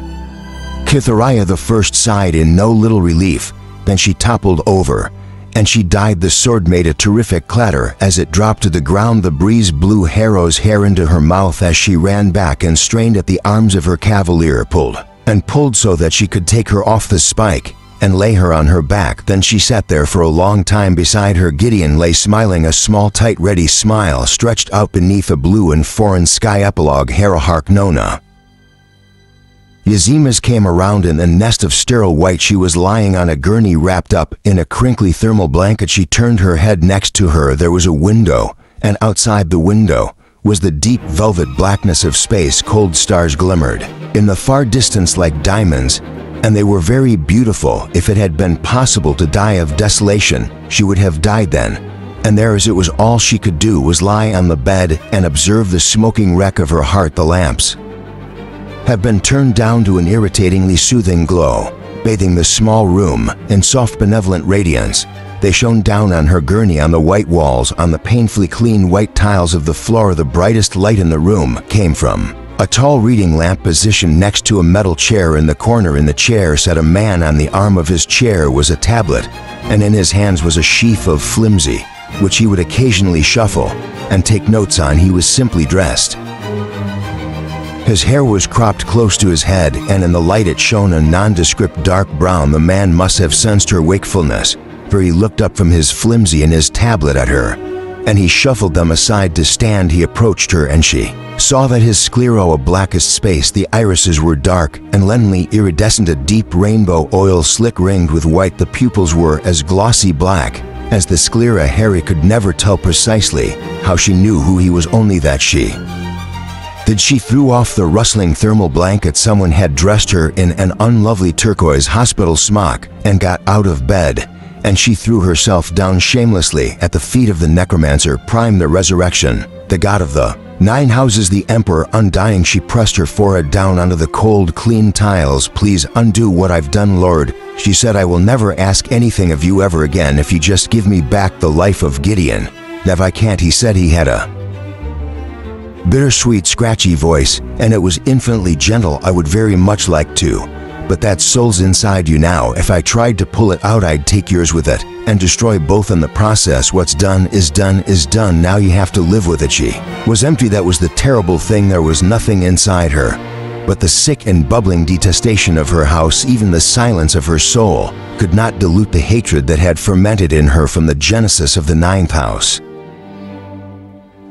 Downward, Harrow Hark picked herself up off the floor and looked her emperor dead in his dark and shining eyes. How dare you ask me to live with it? The emperor did not render her down to a pile of ash as she partway wished he would. Instead, he rubbed at one temple, and he held her gaze somber into. Even because he said the empire is dying, she said nothing. If there had been any less need, you would be sitting back home and Dribber living a long and quiet life with nothing to worry or hurt. You and your cavalier would still be alive, but there are things out there that even death cannot keep down. I have been fighting them since the resurrection. I can't fight them by myself, Harrow said, but your God and God said, and I am not enough. She retreated to sit on the edge of the bed, and she pulled the hem of her hospital smoke down over her knees. He said it wasn't meant to happen like this. I intended for the new lectors to become lectors after thinking and contemplating, and genuinely understanding their sacrifice, an act of bravery, not an act of fear and desperation. Nobody was meant to lose their lives unwillingly at Canaan House, but kill her here. The Emperor closed his eyes. His Araya was my fault. He said she was the very best of all of us, the most loyal, the most humane, the most resilient, the one with the most capacity for kindness. I made her live 10,000 years in pain because I was selfish, and she let me. Don't despise her, Harrow. I see it in your eyes. What she did was unforgivable. I can't understand it. But who she was wonderful. You're awfully forgiving, said her, considering she said she was out to kill you. I wish she'd said that to me, said the Emperor heavily. If she and I had just fought this out, it would have been a hell of a lot better for everyone. Harrow was silent. He seemed lost in thought. He said presently, most of my lectors have been destroyed by a war. I thought best to fight slowly through attrition. I have lost my hands, not just to death. The loneliness of deep space takes its toll on anyone, and the Necromancers Savo put up with it for longer than anybody should ever be asked to bear anything. That's why I wanted only those who had discovered the cost and were willing to pay it in the full knowledge of what it would entail. All this washed over her shoulders. She realized immediately that she was a fool, that she was asking the wrong questions and listening to the wrong thing. Who else beside me is alive? Lord, he and they tried. And Terius said the Emperor, minus one arm. The 6th House Cavalier was only injured when I left her, said Harrow. Hark, where is she? We haven't recovered any trace of her or her body, said the Emperor, nor that of Captain Dusharos of Trenton, nor of the Crown Princess of Ida. What all the houses will have questions tonight, he said. I can hardly blame them. I'm sorry, Harrow. We couldn't recover your cavalier either. Her brain listed sharply. Gideon's gone. Everyone else is accounted for, he said. We have had to settle for partial remains of the 7th house and the warden of the 6th. Only you two were confirmed alive. It doesn't help matters that I can't even go down there and search. Haru found herself saying distantly, why can't you go back? It seems to be the whole of Kib the Rea's plan. The Emperor said, I saved the world once, but not for me. Harrow pressed her legs down into the cool metal rib of the gurney. She expected to feel something, but she didn't. She felt nothing at all. There was a great and knowing emptiness, which was mildly better than feeling something. At least a tiny voice in the back of her head was saying, someone will burn for this. But it was only ever her own. The Emperor leaned back in his chair, and they looked at each other. He had a ridiculously ordinary face, long jaw, high forehead, hair dull and leaden brown. But those eyes, he said, I know you became a lector under duress. Some may call it duress, said Haru. You aren't the first, said the Emperor. But listen to me, I will do what I haven't done in 10,000 years and renew your house. How did he know about that? I'll safeguard the 9th. I will make sure what happened at Canaan House never happens again. But I want you to come with me. You can learn to be my hand. The Empire can gain another saint, and the Empire needs another saint more than ever. I have 3 teachers for you and a whole universe for you to hold on to for just a little while longer. The King Undying had asked her to follow him. All she wanted was to be alone and weep. Or you can go back home again, he said. I have not assumed you'll agree with me. I will not force you, or by you I will keep covenant with your house, whether you come with me or stay at home. Harrow said, we can't go home again. There was a vague reflection of her in the window, interrupted by distant space fields pocketed thick with stars. She turned away. If she saw herself in a mirror, she might fight herself. If she saw herself in a mirror, she might find a trace of Gideon nerve, or worse, she might not find anything. She might find nothing at all. So the universe was ending good, at least. If she failed here, she would no longer have to be beholden to anybody. Harold touched her cheek and was surprised to find her fingertips came away wet, and that the Necro Lord Prime had chivalrously lowered his gaze. She said, I will have to go back eventually. I know, said the Emperor. I need to find out what happened to my cavalier's body. I need to know what happens to the others, of course. But for now, said her, I will be your liquor lord if you will have me. The Emperor said, then rise, Harrow. Hark, the first